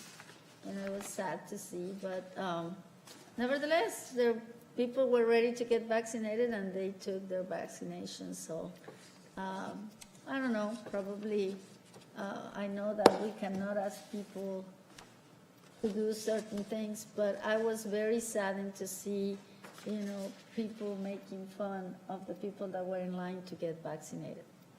So with that being said, I think that we might have to put some more money into the education and advertisement at Fair Park. I personally have not seen it. I went to the fair and I went to the vaccination site, but I haven't heard or seen any of the advertisement in any of the platforms. I don't know if I'm just not in the right platforms, but other than that, I just read it in the Dallas Morning News, but that was it. Sure. I mean, we can get you information about what ABI has been trying to do. Thank you, Dr. Ram. You can send me something. I mean, I will put in some of my, it's really uncertain. Also, we weren't sure what the response was going to be when the third dose was then approved. We weren't sure is it going to be a big flood. We haven't seen that. So we have sort of a steady flow. I think over half of the doses that we've been giving out at the state fair have been the third dose, but it still hasn't been overwhelming. But it's a different situation also. There's more capacity in the entire community but it has not overwhelmed any of the providers. We can start being more aggressive then in sending the reminders to the people that we know had the second doses. We hadn't done that because we weren't sure exactly what sort of natural demand there was going to be, but we'll start. Well, being let's able to take send a it. moment and say that, because I have seen some of the ads, and you can see the big sign, it's right behind big text. So when you go to the fair, look just to the right of big text, and you will Yep, you will that's what it see looks that. There you like. go, There's there's the the picture tent, right and there. on the back side And of what the are the text. hours? Shoot, it's 10 to 6. 10 to 6. It's 10 to 6? 10 to 6, yeah. Every day during the week? Is it the same on weekends? Yeah, at the same time. Okay, 10 to 6, 7 days a week. Get vaccinated at the state fair. You're going to go have a good time there anyway. Go and be safe. And Dallas County residents get $20. $20 worth of coupons for the first or second dose. And I've been corrected about this, but it's a turkey leg and a water or 2 corny dogs and no water. You know, I'm trying to resist not talking about that. You know, hell, anyway, go ahead. Yeah, don't say it. I'm not. Go ahead. Might as well. Okay, Keep it there. I'm not. Thank you, doctor. Thank you, doctor, I appreciate Dr. it. Wong. And if you can send us those acts, we can help you with that. Okay. Now it's time for our public hearing for the Dallas County Housing Finance Corporation, Beckley. And I move to open the Dallas County Housing Finance Corporation Beckley public hearing. All those in favor signify by saying aye. Aye. Any opposed? Motion carries unanimously. All right, we have discussion item, review of organizational documents and recent actions. Thank you, Judge Jenkins. We're just looking to briefly update the Board of Directors on the new HFC and give a quick update on the Gateway Oak Cliff project. The purpose of this HFC is to hold real property for the county so that a development can take place. There's no other powers associated with the HFC at this time. For the board's information, I left a USB drive. It was a brand new USB drive that linked to a county computer on your Dear colleagues. on the dais too. So it was not an IT test, but Which I immediately took to the IT department. I watched that happen too. So, and Dr. Garcia, the same thing was alerted to. Yeah. So that contains quite a bit of information. I started to print it out. It was about 2,000 pages. So has all documents associated with the formation of the HFC, the project organizational chart, all project financial information, and it's broken down easily so you can get around and view the information. It also has all documents that the county has signed or the county's affiliate entity has signed at this time. Regarding the HFC, it was incorporated on May 24th. As previously submitted, your officers are Mr. Martin and myself. You can add additional officers as needed. Today, the main focus is a presentation, and with us today we have Mr. Joseph Dingman with the Catholic Housing Initiative, and he's going to give you an update on the Gateway Oak Cliff. Thank you, Mr. Bassa, Mr. Dingman.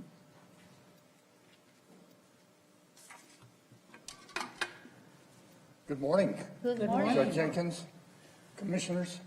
I am Joe Dingman.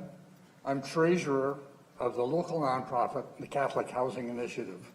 We're community-led, and we operate about 1,100 units of rental housing at 8 sites in the Dallas area. You know us from the 2 St. Jude centers, which are managed for us by Catholic Charities, and that's a source of some confusion. We're separate organizations. They manage for us. We own the property. We're also building ownership housing near Paul Quinn College. I'm here today, though, to give you a status report on an exciting development we're calling Gateway Oak Cliff.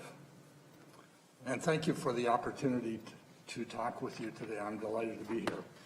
Our objective for the development is to provide new mixed-income rental housing on a high-opportunity site at 400 South Beckley. This is made possible by your wise decision to dedicate the site to housing. The development is also economically good for the county by providing land rental income and a share of the operating income from the development. My comments follow an outline which is in your meeting packet, along with some graphics to give you a sense of the scale and the quality of the development. I'll just skim the outline, but I'm happy to take questions about any details on. I look forward to you reviewing that 2,000-page document that's on the thumb drive that Mr. Bazan just circulated. That's a joke.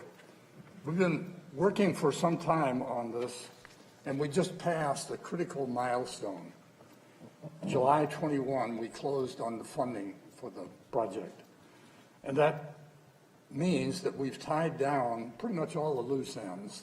There's some things that can go wrong, but when you close on the funding, you've also tied down a bonded contractor, so you've got your construction costs fixed, and you have all your entitlements in hand. There's, as I say, there's some things that can go wrong, but the big pieces are pinned down, July 21.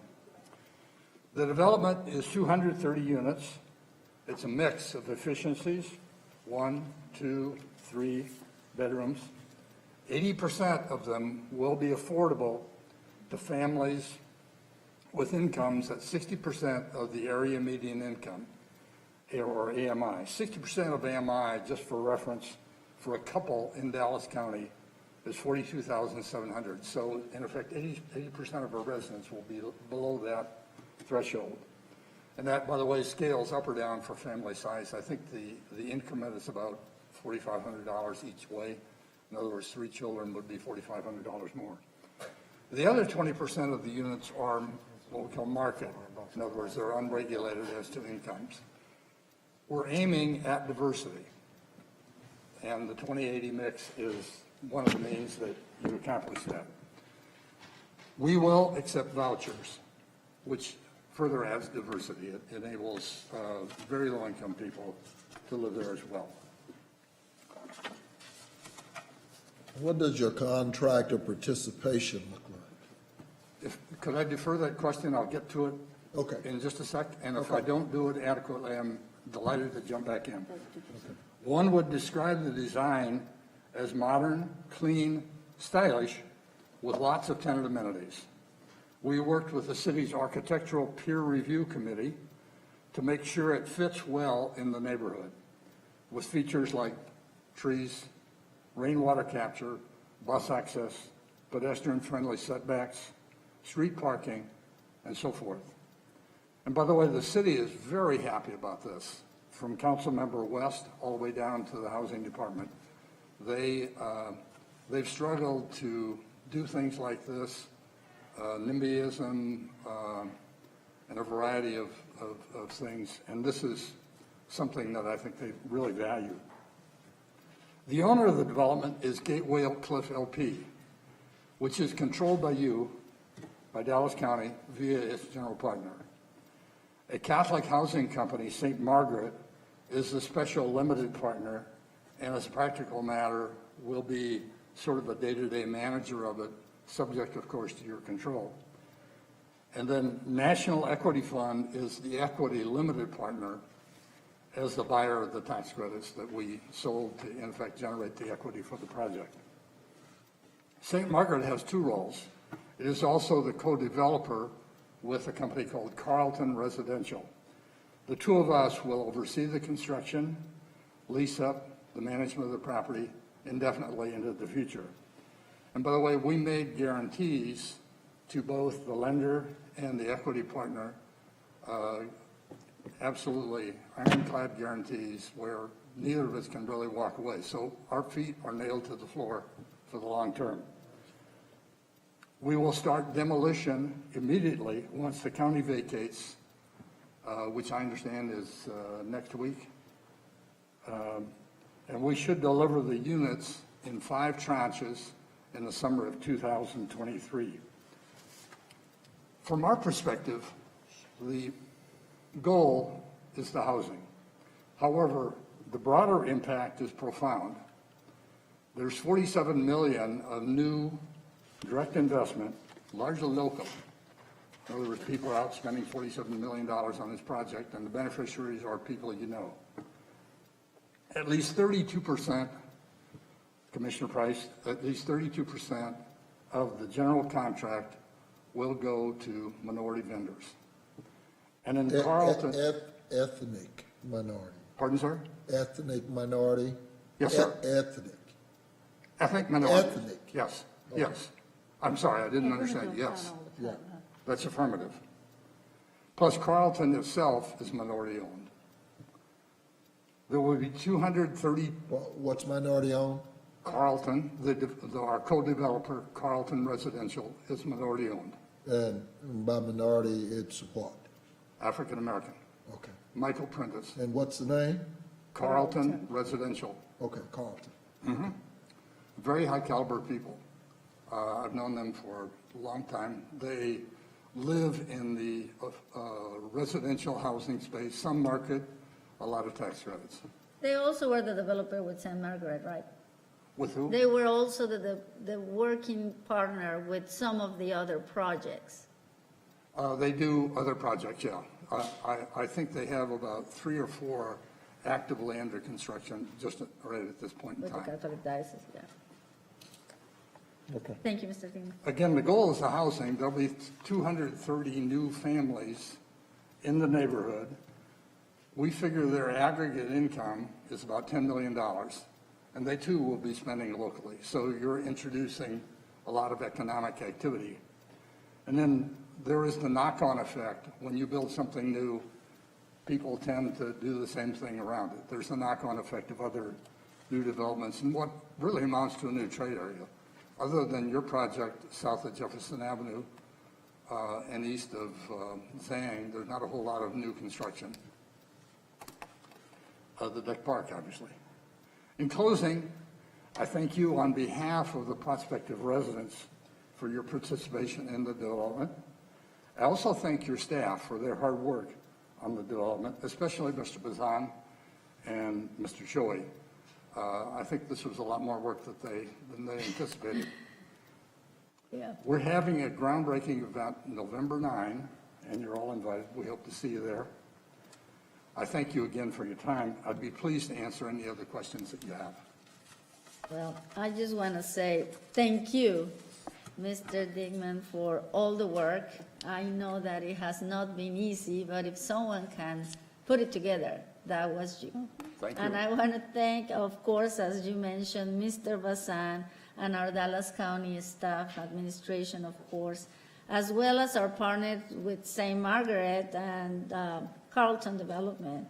The City of Dallas, of course, which have been moving the process also expediently, and I want to thank you, colleagues, in particular for when I proposed this. You know, while there were a lot of questions, we went through a lot of documents and executive briefings. The reality is we are going to do something. This partnership is not only going to be unique, it's innovative, and more importantly, is unique in the way that this is going to be different from all the standard housing projects that we see all the time when affordable housing is really not affordable.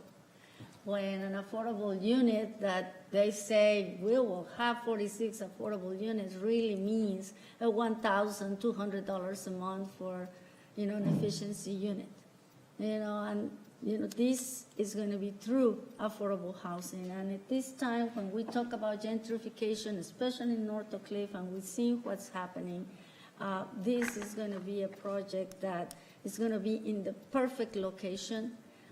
It's also going to be part of the gateway, and that's what I like the name of Gateway Oak Cliff project, because it's going to be in the gateway to the new Deck Park in the southern sector. So it's going to be in a special location where families that really need affordable housing could live and make a difference. So thank you all, and you know, I look forward to continue this project. I believe it's a win-win for the city, the county, and the residents of Dallas County, and particularly in North Oak Cliff. Thank you. I just wanted to say. Go ahead, I'll yield. I just wanted to say that I'm proud to be part of Dallas County. This was a big step. This was the first time that Dallas County had stepped up to work on this kind of a project, and we couldn't have found better partners, because that particular partnership that you're talking about with St. Margaret's has shown to be a successful way to do business, and I think that I feel very, very good about that relationship in the past and what it's produced, because we have to get real serious about, if we're going to say that housing is a foundation piece for people in Dallas County, then we got to step up and do it ourselves. And so the part that you individually have played in that type of housing available throughout the county, and then in working with Dallas County, is just something that I can stand up and say thank you. And Jonathan Bassan and all that, you have to work together with all this stuff, but that's what it's been taken, and you're there to do it, and I'm proud to be there with you. So thank you. Thank you very much for your words. I just remind you that everything like this begins with a site, and it was your wise decision to dedicate the site that got all this done.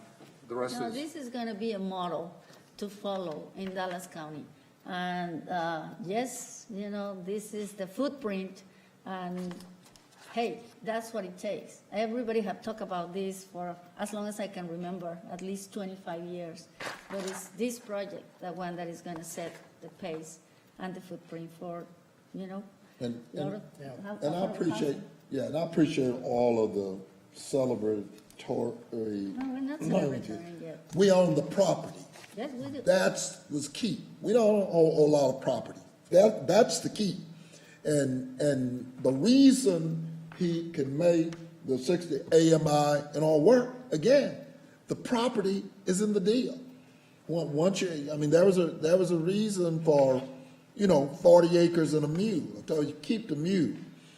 At the end of the day, it's the property. Okay? And so, and again, I applaud you, but it's the property, and we don't have a lot of issues like that, and so we hope that others will do that. That was what the so-called, so-called housing credit was supposed to assist in these same kind of areas. But again, the difference is the property. Yeah, we couldn't sell it. Oh, I'm sorry. Go, no, yeah. Well, I think that kind of speaks a good deal to Commissioner Garcia's point, in that this has to be used as a model. We don't have gobs and gobs of property to take off of our books. We have some, and when we see this go well, we'll be able to replicate this model. But yeah, we're going to need to make sure that we document things well, so we can be a good partner to other county sister cities to try to go down this road as well. Because when faced with the decision, we were there. We could take it off books and just totally be away from it and never have to look back, or we could scratch another itch.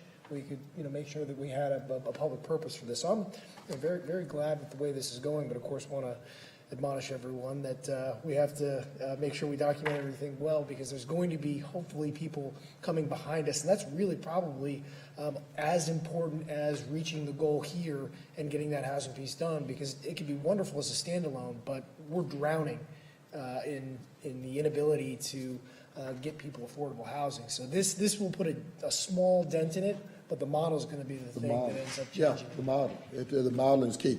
And I'm going to say this because I know we know where the road of good intentions leads to. But there are some people, and not as familiar with the St. Margaret's, but some of those other partners, we've seen areas in our community where people have come in with those intentions, and it hasn't led to the same kind of outcome. And I'll tell you the communities are places like Joppa, okay, which is supposed to be talking about affordable and may not be even a part of that. But some of those associations, we've seen it.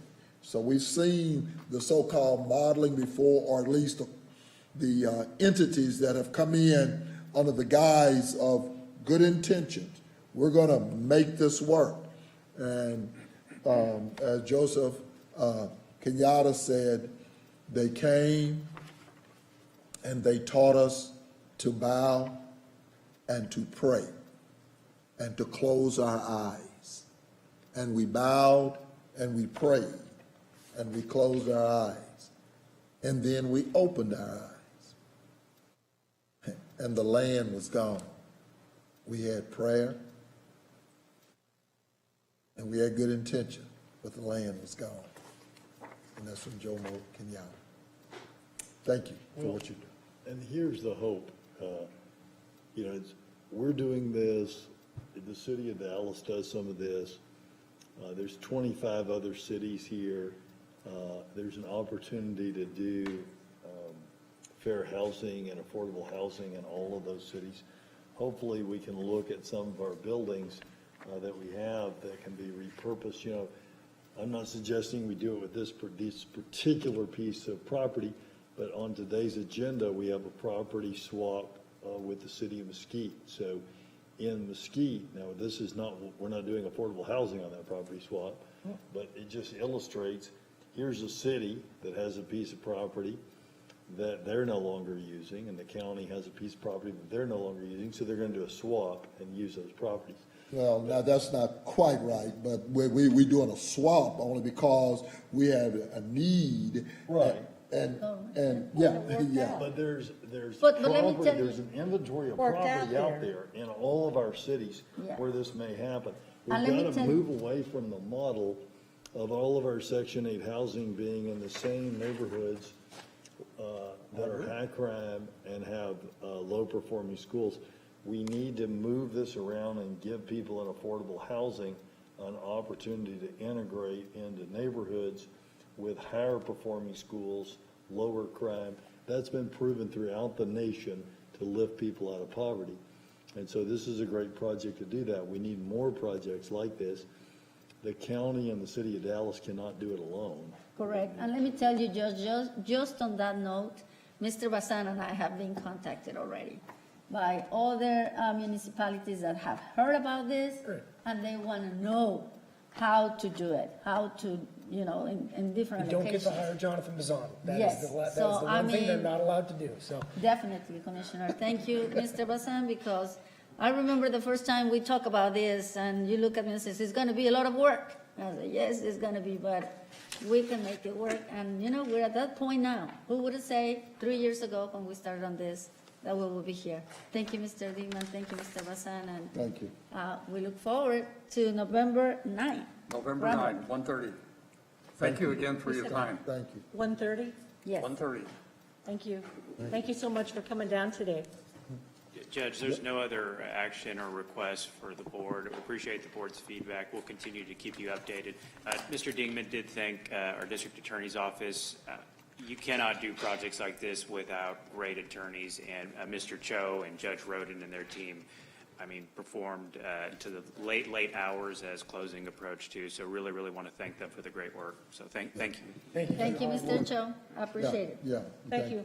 Thank you. But also, Mr. Bazan, I know you kind of become the subject matter expert on buildings. Those of us who've talked to you about everything from environmental closings to whether or not when we did the acquisition, and you've caused some of the rest of us to have to go do research and deal with other developers as to whether or not, and I'll continue to use this word, Dallas County, like most municipalities, are getting fleeced in our attempt. You have been that guardian. I appreciate it. Probably at some personal expense you have done that, but we appreciate it. I know it's taken Saturdays and Sundays again calling, but you've done that and you've done well, and so I want to applaud you and your efforts and energy. And the best is yet to come, Mr. Bazan. Okay. That's it. Judge, I'll do a motion to close the public hearing. Are there any public comments? Are there any public comments? Are there any public comments? Motion to close. Having a motion to close, is there a second? Second. All those in favor signify by saying aye. Aye. Aye. Motion carries unanimously. We've already heard from Dr. Wong. Dr. Wong. I've got little to add. I will note that I had the opportunity to visit with the night shift at Parkland last Friday. And on that day, they had over, the good news is that we had a high of people in the COVID unit of around, I think it was 170 something, 179, I think, people who had COVID and were behind the red doors at one time. That was, I think we reached our peak on September the 6th. Yesterday, that number's down to 104. But just to show you that, the serious implications of COVID, yesterday there were 60 people who were cleared of COVID, but were still on ventilators, or still too sick to go home, and still in critical care at the hospital. So people sometimes have this false belief that I get COVID, it ravages my body if I get a bad case, and it goes away, and then I'm fine and I get to go home. Even before we get to the possibility of this long hauler syndrome that people may have, there were 60% as many people in the hospital yesterday who had been cleared of COVID but were still too weak to leave a hospital bed, as there were people who still had COVID coursing through their body.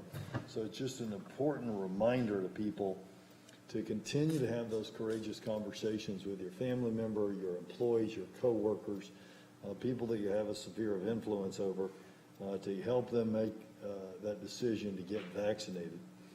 And at least for a time longer, until the CDC and the local doctors tell us differently, continue to make those good, choices to forego those large activities, pick up the groceries, either in hours when the store's not busy or curbside, wear your mask, do the things that we need to do to get our numbers down. One thing to remember that the doctors have reminded me, COVID's been going like this, right? You've been having these peaks and valleys. And if we can, what happens is we have a peak, we begin to see the numbers go down, so we celebrate by having all of our relatives over, we take our mask off, we do these different things.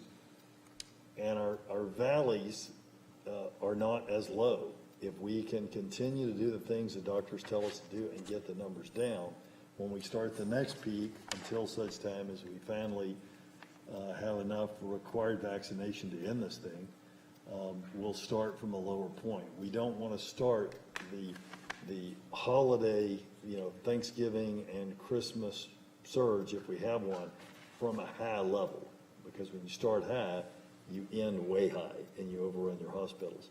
We want to run this thing down as much as we can before winter brings us inside and celebrations bring us around one another.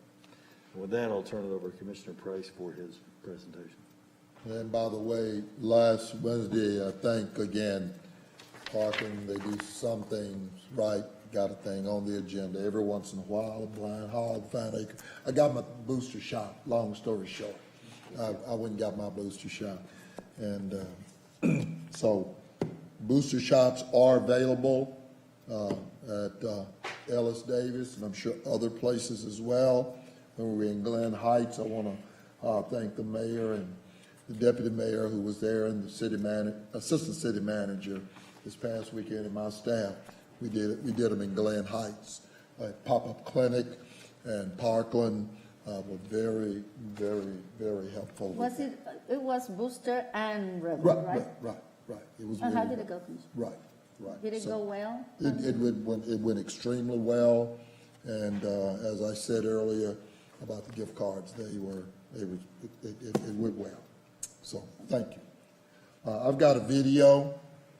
Y'all hearing me lecture, and you think it's just, I know I'm reading all of this stuff, but I'll just share the video with you, and then it'll speak for my presentation today. So, okay. Yes. No, I'm ready.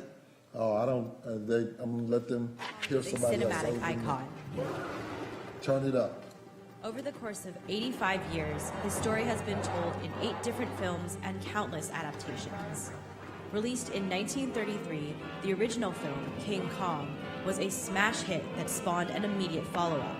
The film was known for its thrilling action sequences and never-before-seen special effects. The series then continued with 2 Japanese-made installments, a 1976 reboot with 1986 sequel, and finally Peter Jackson's 2005 remake of the original film. Kong returns in 2017 in Kong Skull Island, a reimagining of the original story. Historically, King Kong's character has been rooted in a racially charged narrative. To understand how, it's important to look closely at the storyline. Here's a refresher. A group of men, accompanied by a beautiful woman, traveled to an uncharted island inhabited by savages who worship a giant ape named Kong. The men capture Kong and display him in New York City as the 8th wonder of the world. Driven by love, Kong escapes, takes the beautiful woman, and climbs a tower, only to be shot down by warplanes. You know, your classic Beauty and the Beast tale. Oh, no. It wasn't the airplanes. It was Beauty killed the beast. Not really. Creator Marion C. Cooper crafted a story that illustrated black hysteria and xenophobia. Cooper denied this, claiming that he never intended to do so, but the racial parallels exist. Take another look, this time with key identifiers. A group of white men, accompanied by the quintessential white woman, traveled to an uncharted island inhabited by native savages who worship a giant black beast named Kong. The men capture the beast and bring him to America in chains. We'll give him more than chains. He's always been king of his world, but we'll teach him fear. Sound familiar? Not long after, the beast escapes his captors and steals the woman. She is saved by heroic white men who kill the black beast and reunite her with her intended mate. Whether Cooper intended to or not, Kong can be interpreted as an allegory for the American slave trade and interracial relationships. In the latest remake, Kong Skull Island, director Jordan Vogt Roberts insists his reboot will distance itself from early films, while still maintaining the essence of the Kong story. Sound like a monkey mug to me. We can go on. What's the difference? Savages, like, it's a monkey mug presentation, Judge, just in case. Yeah, okay. Sounded like it had slave trade, monkey mug, what was different? Okay. Just in case any of y'all were thinking about going to see King Kong.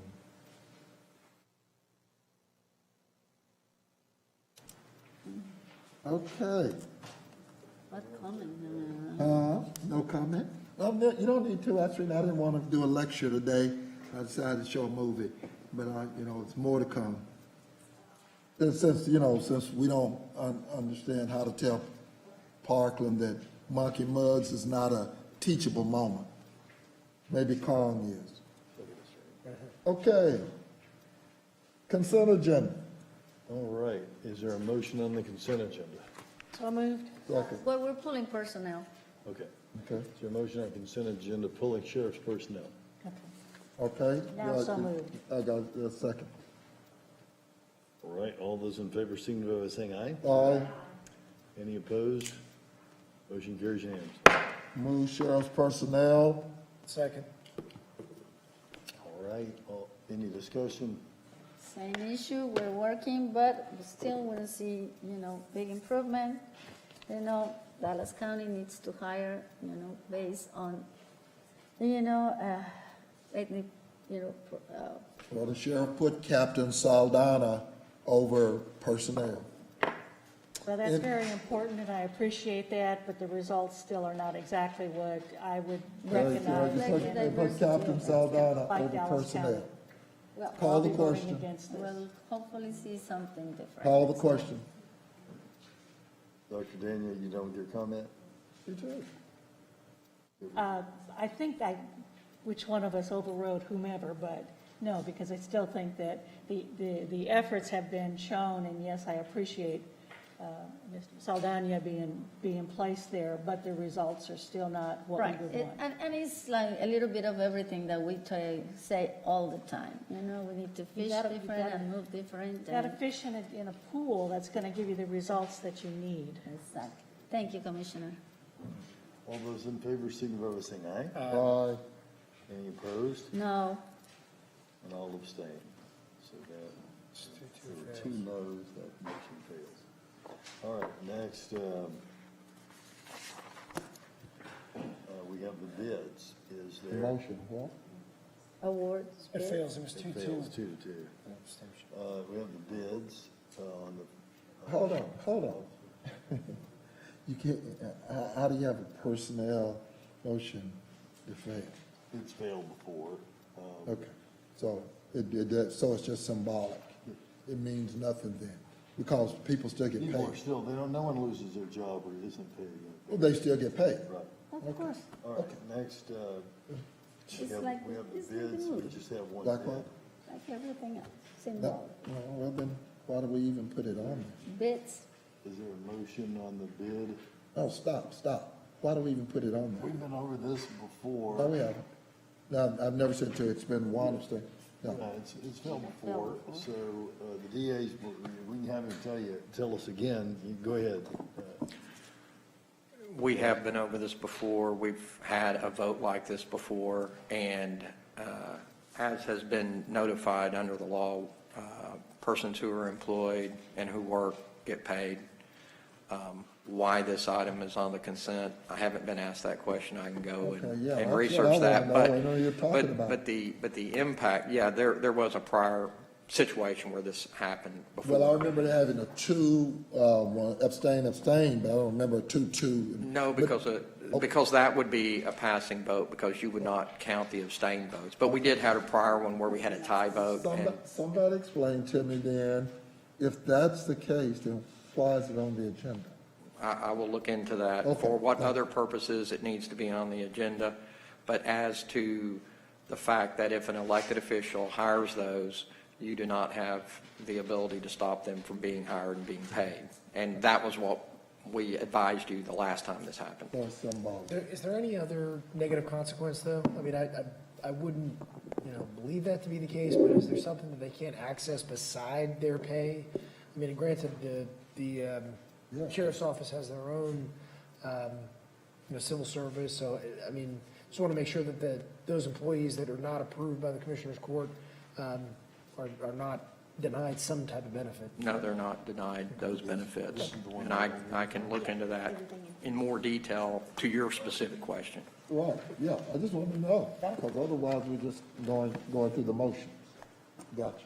Okay. Continue. Okay, Judge. Are you ready? Yeah. Motion on the bid? There's only one award, and I'll move its approval. Second. Any discussion? All those in favor, signify by saying aye. Aye. Any opposed? Motion carries unanimously. Next, we have court orders in 1 through 40 and addendums 41 through 66, pulling 4 off the agenda. You're pulling 3 off the agenda. No, I'm getting to those. I'm pulling 4 off the agenda, 30 off the agenda as it is a duplicate of 29, and pulling 2, 3, and 8 for separate votes. Is that what y'all have? No, so you're pulling 3 off the agenda for 2 weeks. 2 weeks, okay. Yeah. All right, so with that change, We're pulling 3 or 4? 3. 3? Okay. Judge, can I he's ask? asking to pull it for 2 weeks, correct? Yeah, 4 is Dr. Daniel's education. Well, what do you think? 2 weeks. Okay, pulling just to that make a for- correction on that. So, Yeah, because the email that you sent say 3, 4, Right. and 30. Okay. And Judge, for the benefit of the court clerk, can you please re-announce that so that it's clear on the record? Yeah, Sure. please. Now we're, before us are court orders in 1 through 40 and addendums 41 through 66.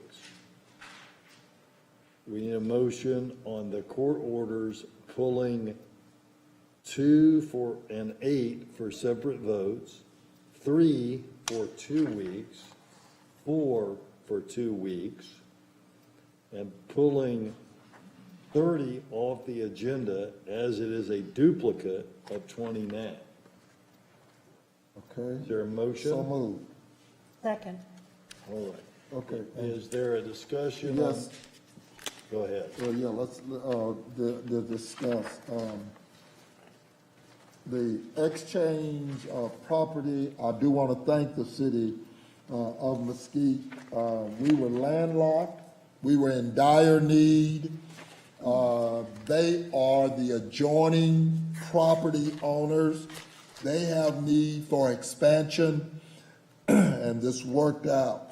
That facility was built at least 60 years ago, over 60 years ago, and has definitely outlived its usefulness as far as we're concerned. Even though it's considered, quote, old Mesquite, the City Hall is adjoining to the south, and so it buttresses Dallas County's property. But again, I want to thank them, because while we are pursuing new construction for a facility that we're going to be able to utilize where we are and not have to relocate and then relocate. So I want to thank Manager Kahili and the City of Mesquite City Council for working with us. With 18 and 19, Dr. Wong, I guess he's gone, but that's leveling, and I appreciate that.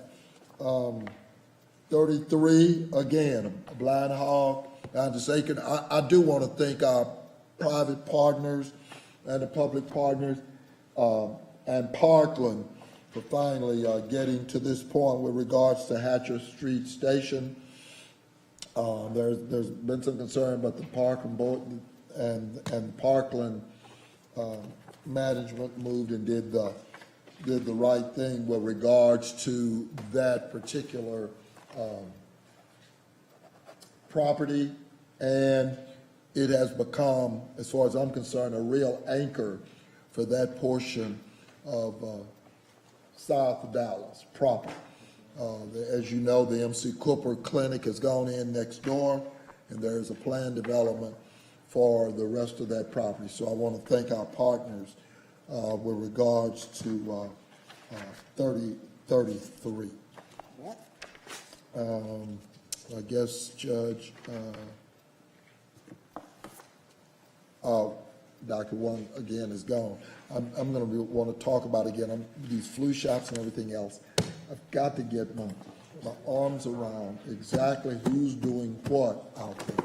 But I'll get with him and then I'll bring it back. That's all I have for comments. Judge, I would like to add, first of all, about the Mesquite property, thank you to everybody that worked on that. It's a win-win for the city of Mesquite and Dallas County, because that will continue our consolidation with the Mesquite Government Center, which is part of what our capital work is coming on. So very happy about that. Thank you, Mr. Bazan, administration, obviously, to the civil DA on that, and the city of Mesquite, of course. Also, very happy to see the pilot development and the feasibility assessment display for Dallas County's history in multiple locations. Mr. Martin, brilliant. Okay, what a way to go in keeping our history while, working with the Old Red Museum. I know that that's part of the agreement, and I'm glad to see it moving forward. I also wanted to talk briefly about the 11 grants that are in this agenda. There are a total of 20 positions. There are 7 Anglos, 7 Black, 4 Hispanics, and 2 vacancies. And I want to thank Dr. Watkins for this information. We need, like I always say, Dallas County has to reflect their population, and we have an opportunity to do it here. I think that it's imperative that we have bilingual staff in all these courts, and I hope to see these numbers change as we continue to do these grants. As Dr. Watkins mentioned in the briefing, they are budget, so there should be no problems. Like I always say, let's hope that the money lasts for more than, the time that it's supposed to be. But in the meantime, I think that ethnic diversity is important. Gender as well. Gender 14 as well. of them are women, though. Correct. So gender, and that goes to the Metro Care Board as well. So with that being said, thank you, Dr. Watkins, and thank you to, I know all these grants represent very important programs, and I want to thank all the judges and all the staff that works on that. But let's not forget, like what we say over here, diversity is important, and we know brings innovation and better working environments. So with that being said, I will be supporting them today, but I want all the judges and doctor, if you can, please send the total number of positions with the ethnic breakdown to all the different courts. I will appreciate it. Ethnic gender, because most of Ethnicity the and gender. judges are female. Females. I would like to add a couple more comments to this. But I mean, there were men and women too. Regarding the properties in Mesquite City Two of them Hall. vacant. I am very encouraged and heartened that finally we are moving to take a look at eastern part of the county. I think I've been very patient watching the other governmental centers around the county get what was intended to be, get them up to snuff. And so now it is finally Mesquite and the eastern part of the county's turn. So thank you very much for finally turning our sights over there. And I do know, having volunteered addressing Mesquite on Saturday, that the mayor is very excited about. The staff are looking forward to just obviously continuing the partnering with Dallas County on projects that make a difference. So thanks for that piece of it. Would also like to make comment that, we do a lot of different things from this table. And many things, you just kind of keep all the balls dancing. But one of them is a system by which we collect data for people in need. And the HMIS system that is used by MDHA is one such system that primarily it's to, provide a report for HUD, which is, we got our responsibilities, but it is also a means by which we can collect information on housing needs and homeless needs in Dallas County. So I'm glad that we're moving forward a little bit in this MOU between Dallas County and MDHA on that score. Would also like to say that just as a last little note is that the order number 35, which is the White Rock Creek Trail to Longview Station. Once again, it's looking at the eastern part of the county. There are very few trails in the southeast quadrant of Dallas County, and this is a big movement to start headed in that direction.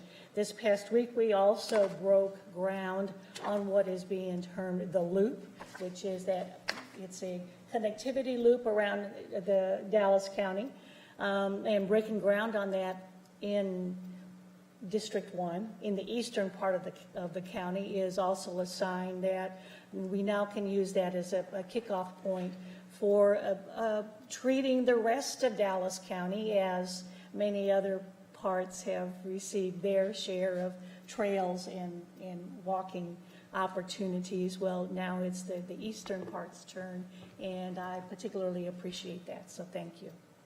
And Commissioner, I couldn't be there since it was on a Thursday, but I hear is But your staff was there. Fabulous, connectivity point, Your and staff more is importantly, a recognized. partnership with the City of Dallas, Right. state and federal government, and Dallas County. So I'm glad you were there to represent Dallas Well, County. Dallas County is most definitely there, and we are definitely supporting it financially also, so. That's correct, and that is good. I'm Philip Hay. It's good to see that his work with the loop continues to move forward. Thank you to all. Yeah, thank you for that support.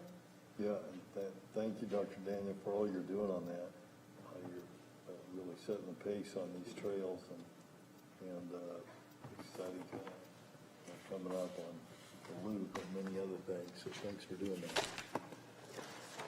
All right, if there's no other comments, all those in favor signify by saying aye. Aye. Any opposed? Motion's carry unanimously. All right, next is number 2? Yeah. 2, yeah. Is there a motion on number 2? Number 2 is, Hold on. I'll move it. Number 2, Yeah. second. I just wanted to bring this up to kind of keep the public up to date, because for what it looks like on first glance, a consulting engagement for $200,000 for the Old Reds collection may seem steep. Got a chance to speak with staff and get a better idea of exactly what we're trying to do here, and I think it's important for the public to know that Old Red is going to be back in its vibrancy as a functioning courthouse, and because of that, it's not going to be a good fit at all to have a museum collection there. But because of our current capital situation, places where we have our road and bridge districts, we just happen to have good space for planning for smaller exhibits to be placed to really engage the entire population when we have these exhibits hopefully rotated around when you go and do your normal business, whether it's North Dallas Government Center or the South Dallas Government Center, folks will get a chance to take a couple different looks at Dallas County history and get more eyeballs on something that was kind of locked up a little bit at the Old Red. I mean, it wasn't getting a lot of visitors. It's not the best place for foot traffic. So this will be a nice service to the public. But from what I understand, this is a necessary part of this cost, and we're going to get there, making sure that we're continually looking at it, not spending entirely too much on a nice to have. It's a good thing. It's a great thing for civic pride, but we do have to admit it's a nice to have, and we got to just make sure we're not spending too much. So that's all. Yeah, I would most definitely am in support of this on two different points. One of them is the preservation of our history, because once it's gone, it's gone. And we need to pay attention to this particular aspect of who we are, because we are here only because we're on the shoulders of other people ahead of us. And what has been collected. You can't say that. Sounds like critical race theory to me.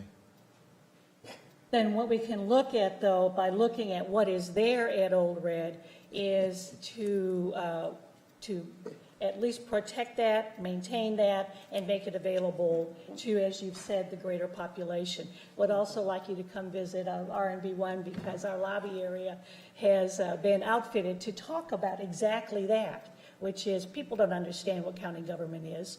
So to help them to associate what goes on in their lives and how that impacts what we see and what we do. But then part of it is keeping us accountable to it and making sure that it is preserved and it is there. So anyway, I'll be in support of this. I move approval. Second. All those in favor? Oh, we'd already done that. Okay. Aye. Aye. I thought we'd already Any done that. opposed? Motion carries unanimously. This was full. Next is number 8. Number 8, storage of historical books and shelving by the county clerk. Hold on. I did. Hold on. I didn't approve it. 8. With the co-file. The county clerk. What's the issue? It says only campaign contributor. Now they're doing. I'll move 8 since we can't see. And I second. Gotcha. In discussion, all those in favor, signify by saying Are aye. there some concerns here? Yeah, I mean, just my concern, the reason why I pulled this, the reason why I'm concerned is that we're having co-file do something else for the county clerk's office. This time they're pulling down shelves. I'm continuing to be troubled by the co-file relationship with the clerk's office, so I'll be voting no on this. Well, let me ask a couple of questions on that then. The co-file doing this went through the RFP process or some sort of a bid process. They didn't, I mean, this is over $50,000, so Yeah, I mean, it's not. how'd that work? Was there something the person's concerned about with 8? They did not go through the competitive process for this removal and storage of the actual books. They actually did do the process, as we all know, for the preservation services, I guess about a year ago. And they were awarded that contract briefly looking at this, it appears that the shelving, because these are space-saver shelving, is proprietary shelving.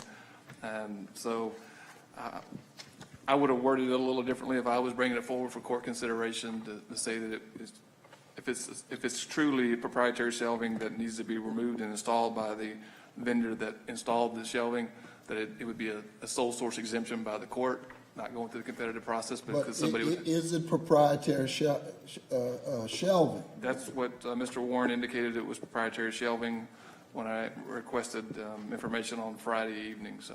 It says custom, but it doesn't say. It's custom shelving that's built for our location. What's proprietary shelving? It's custom shelving that's built to hold our books, because we, these bookshelves, are very large. Every manufacturer in this business designs their own shelving. That's kind of part of their niche thing, is to have shelving that's proprietary to hold the actual records. The records are very sensitive, so obviously the contractor that you have, you would probably want them to maintain the books while you're doing renovation at Panoramic. So therefore, otherwise, if the stuff gets destroyed, the shelving person says it's all the book guy's fault. Right, they'll blame it on the book guy says it's all the shelving. Right, so it's kind of one of these things that when you have.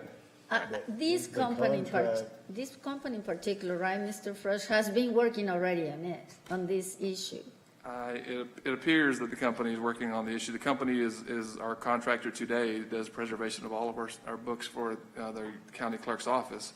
Well, I'm going to support it, first of all, because they're talking about proprietary, and second, because, they've been working on this already. I will hate to go out and change anything, and then exactly what the judge said.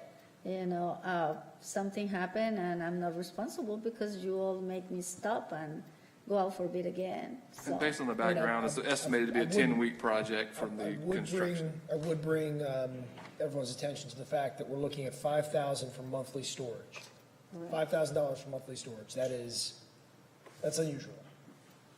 Well, and then again, in my opinion, it needs to be done. It's not that much money, and for this kind of preservation, I imagine some of this, for what it says, are one of a kind. And I don't know what are they, but I would imagine that this needs to be done. The county clerk is one of the offices that stores the most information. Right, and the invoice attached, or the actual project plan, shows 7,763 of the binders and books, which we palletized, 65,000 rolls of microfilm, and they were moving, palletizing, and storing that on their site, which has to be climate controlled, as we know, then bringing it back and reinstalling it. So when the work is done for the renovations. Well, unless you tell me you have some heartburn, Mr. Fresh, I want to support this item. It's presented by the clerk's office, and that's my review. It sounds like at least whoever raised the question, sounds like he's done some due diligence, and based on hearing his explanation with regards to either proprietary, then I'm supportive. I'll call the question. And so then, what you're saying then is that there are unique requirements that this particular company is able to fulfill, and that they are rather, there are few other companies that would do this? You would likely not find a company that would remove and reinstall proprietary shelving. That's part of the proprietary nature of installing and moving the shelving and the books, not to mention the conditions of the books that they're in. Once they're stored and brought back to Dallas County, they have to be in the same condition as they left. So I would word it as it's a proprietary a contract with an exemption for the court to approve. That's how I would have brought it forward if I was bringing it in my. But then it still means that if you had selected another company in the beginning, that they also could offer the similar services because it would be their product. Right. Part of the proposal process originally, when we did the preservation contract, was to have the shelving associated with that brought in and built into our facility. So that's part of the process. And obviously, CoFile was the selected proposer at that point. So therefore, we really are with CoFile for the duration of the contract. Okay. Let me ask it this way. As the purchasing, understanding you didn't bring this, the clerks put this, or requested this put on, but as a purchasing agent, understanding you would have worded it different as a sole source, any concerns with our purchasing policy with passing this today? I have no concerns that this is proprietary shelving. It needs to be removed and installed by the vendor that installed it, so no, sir. Okay. And the composition of their board and labor force fits into our concepts of our own priorities. I don't have that information to review. Call the question. Yes. All right. What are you asking about, EO1s, or what are you asking about? Right. But I'm sure we saw that Yeah, whenever it's they already won the awarded. award in the first place, but I don't know what it is as we sit here. Yeah, but at this point, the contract is in play. Okay. Are you ready to vote? Or Yes. Call the question. Yeah, to take home. Dr. Daniel? Because once the decision is made. Judge was asking if you're ready to vote. Yeah, I guess I'm ready to vote. Okay, all those in favor signify by saying aye. Aye. Any opposed? No. All right. Abstain. Abstention. So that passes 3-1 to 1. No, Right? it's two. 3, you, me, and her is 3. Oh, okay, so you were affirmed. I thought you abstained. Yes, there was an abstention. Okay. Dr. Daniel abstained and Commissioner Cox voted no. All right. Next is, We're done. Public speakers. let's see. That's Well, it. that may be it, right, That's Darrell? it. That is it, right? Public Okay. speakers, and it's one speaker. All right. Dolores Phillips. Let's see. I don't have the speaker list. Yeah. From what I Here we saw, go. Ms. Phillips. Oh, will you bring? Thanks, ma'am. Okay, our first, will the bailiff please read the rules of decorum for our public speakers?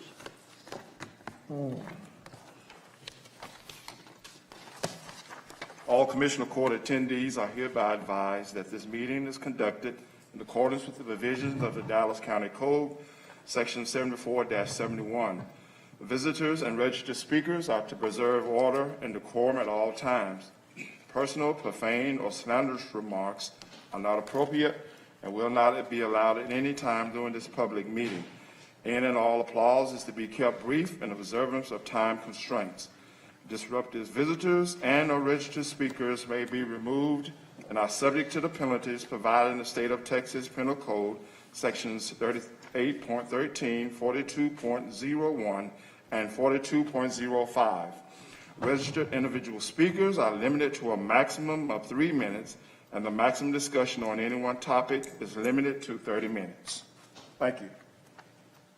Our first speaker is Dolores Phillips.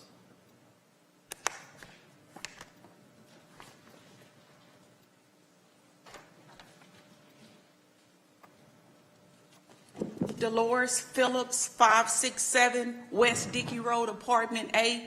You do have handouts. I sent you several emails. They kept telling me that you didn't receive them. You did receive them. I did, Ms. Phillips. The first 2 pages, pages 1 and 2, is of the occupational license case that I received back in 2012. This is another fabricated case by Dallas County. This case was stricken from record because Dallas County sent me a letter stating my license was suspended in 2012 after I was stopped by an officer. Later, I then received a letter from Texas Department of Public Safety stating that my license was suspended. On pages 3 through 10 is Robert Groden's personal complaint against Dallas, the city of Dallas, personal injury for you battling him for 20 years because his ideology was different from Dallas County, and you battled this man for 20 years. I just found his complaint on last year, and I'm still researching and studying his case to know that you unlawfully imprisoned him just like you did me, because I'm speaking of a cover-up within a cover-up. When they say all this data was lost, it was not by accident. The Federal Bureau of Investigation is going to find that out, and that y'all all internally operate as corrupt. I'm going to take the blows to clear my name. I don't fight with police, so the fabricated police report from October 25th, 2013, when Mayor Rollins prearranged the meeting, was exactly that. So as you unlawfully arrested Robert Groden, because it was retaliation. You did the same thing to me on October 25th, 2013. In the data that's being erased at the city of Dallas, I allege the city IT guy is a scapegoat for a bigger picture, and he's a pawn or she is a pawn, and that they were used to mask the ongoing cover-up within a cover-up. Also, in the documents that I sent you, it's also Robert Grohn's complaint in federal court where Dallas police officers testified that they was instructed to make it a living miserable hell for Mr. Grohn lawlessly violate this man just like you did me. You've been in schools sabotaging educations, sabotaging computers, Dallas Public Library computers for over 10 years. When Sheila Squire testified in USA Today in April this year, she testified that for 30 years she was being subjected to discrimination at one of the highest watchdogs of America, that's EEOC. I'm asking you, Honorable Jenkins, does that mean, since you have a federal investigator at one of the highest watchdogs, EEOC, saying that they were subjected to discrimination and that many of their investigations were not signed off by their superiors, do you go back and right those wrongs from when that happened? Now, in this open quid pro quo that you operate, many officers on the Brady's list are on the Brady's list for less than what they have been masking for the city and the county. And also citizens are locked up too for less. Thank you for allowing me to speak. Certainly. All right, our next public speaker is William Hopkins.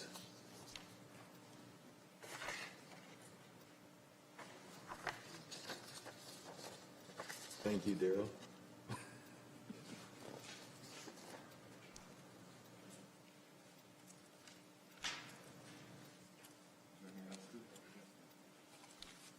Good morning, William, or good afternoon. Good morning. Good morning, Judge. Like your shirt. Huh? I thought I like your shirt. Oh, okay. What You like his shoes? Oh, yeah, I like your shoes too. I didn't see the shoes. I know if you saw them. Yeah. Oh, he's always matched. Oh, look at sharp. He is always matched. I cannot see the shoes. Let me get you where I was.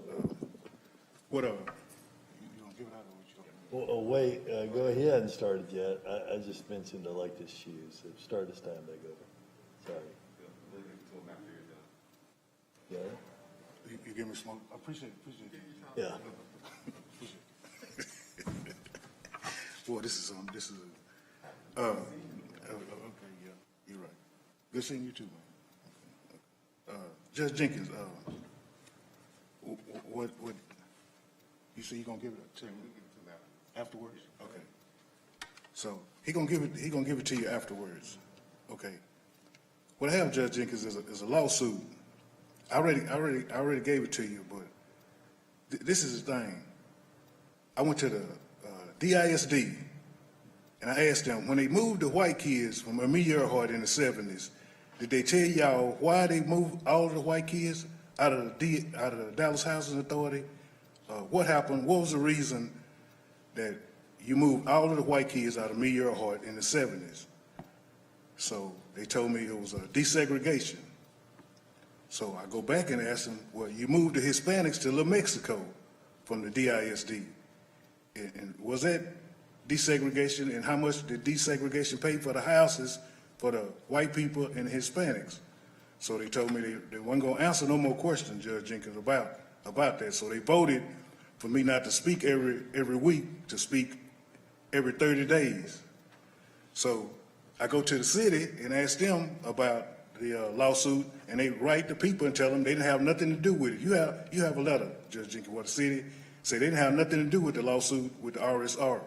And then I show them this lawsuit, what they finna give you, Judge Jenkins. And they voted for me not to speak every week. Mayor Rollins, John Wiley Price endorsed Mayor Rollins. Mayor Rollins' family owned slaves. So by his family owning slaves, he voted for me not to speak every week, for me to speak every 30 days or every month, or once a month. So that's the second time. And then I come down here, and I was asking Lee Jackson, I said, when John Wiley Price helped Fred Byron and Bud Law Firm, and had them people to come to the boys club and don't tell nobody and get some and get the money. Did John, was he helping himself or was he helping the county? So Lee Jackson, John Wiley Price, and the rest of them, they voted for me not to speak every week, for me to speak once a month. So instead of helping me find out what happened with this money or where is the money, they voted, John them voted for me not to speak every week. This all the help I done got. And the people dying, Judge Jenkins in West Dallas, from the lid. And I'm trying to find out where is the money and what happened to the money. And everybody can't say nothing. You can't say nothing. I go to the DISD, they say the superintendent, he can't say nothing. I go to the city, they say the mayor can't say nothing. Somebody is fixing it where y'all don't have to say nothing. I'm wondering who is these people that's fixing it where you and the county and the city and the school board and the superintendent can't say nothing about the people that's dying in West Dallas. I don't understand why y'all can't say nothing. Thank you, Mr. Hopkins. Our next speaker is Mr. Michael Wigington. Mr. Michael Wigington. Perhaps he's online. Mr. Michael Wigington. Our next speaker is Mrs. Michelle Wigington. Mrs. Michelle Wigington. Mrs. Michelle Wigington. The only other speaker that we had that did not speak, and I doubt she's still there, but I'm going to call her name anyway, is Miss Jean Ball. Yeah, She was there, but she couldn't get the audio to function, and so she is going to send her text Okay. in. So that concludes our public speakers. We'll now go to closed session to consider matters under Chapter 551 of the Government Code as previously posted. Any action as a result of the closed session will take place in the subsequent open session. We'll begin closed session in a minute or two, as soon as we can get that set up. If you're not here for the closed session, please wait outside.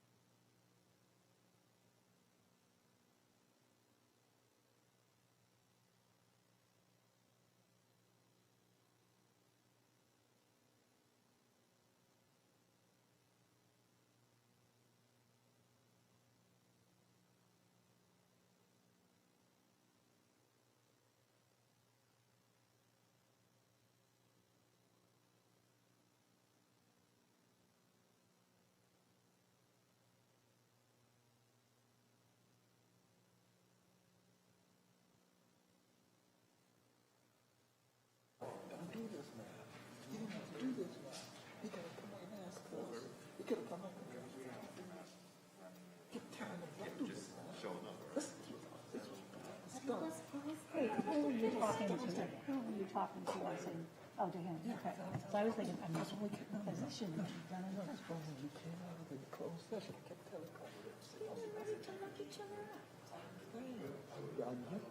Don't do this now. He could I'm surprised. He knew this. He didn't come to us. it's just like he I didn't know this. You know where? we were trying to open 3 times. And kept it up. And we told him, do not do that. You come back to us. I don't know. He did. Well, He did. And then I just thought, well, that's where it was in there because, I mean, it just looks bad. Both ways. Both ways. We came out, But I feel that I can stand on policy. I feel that I can stand, you know, the timing is wrong, there's no permission. I'm sorry. there's no two ways. So it doesn't matter what we say. But the But you have to reality is, decide in your heart of he hearts, should too. have known. That he needed to come to us. Lauren, is he there? Okay, so come on. Yes, she said he's coming down.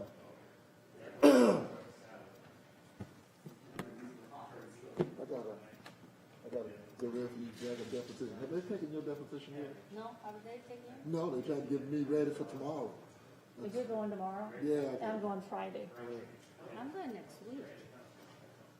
And you'll tell me how it goes.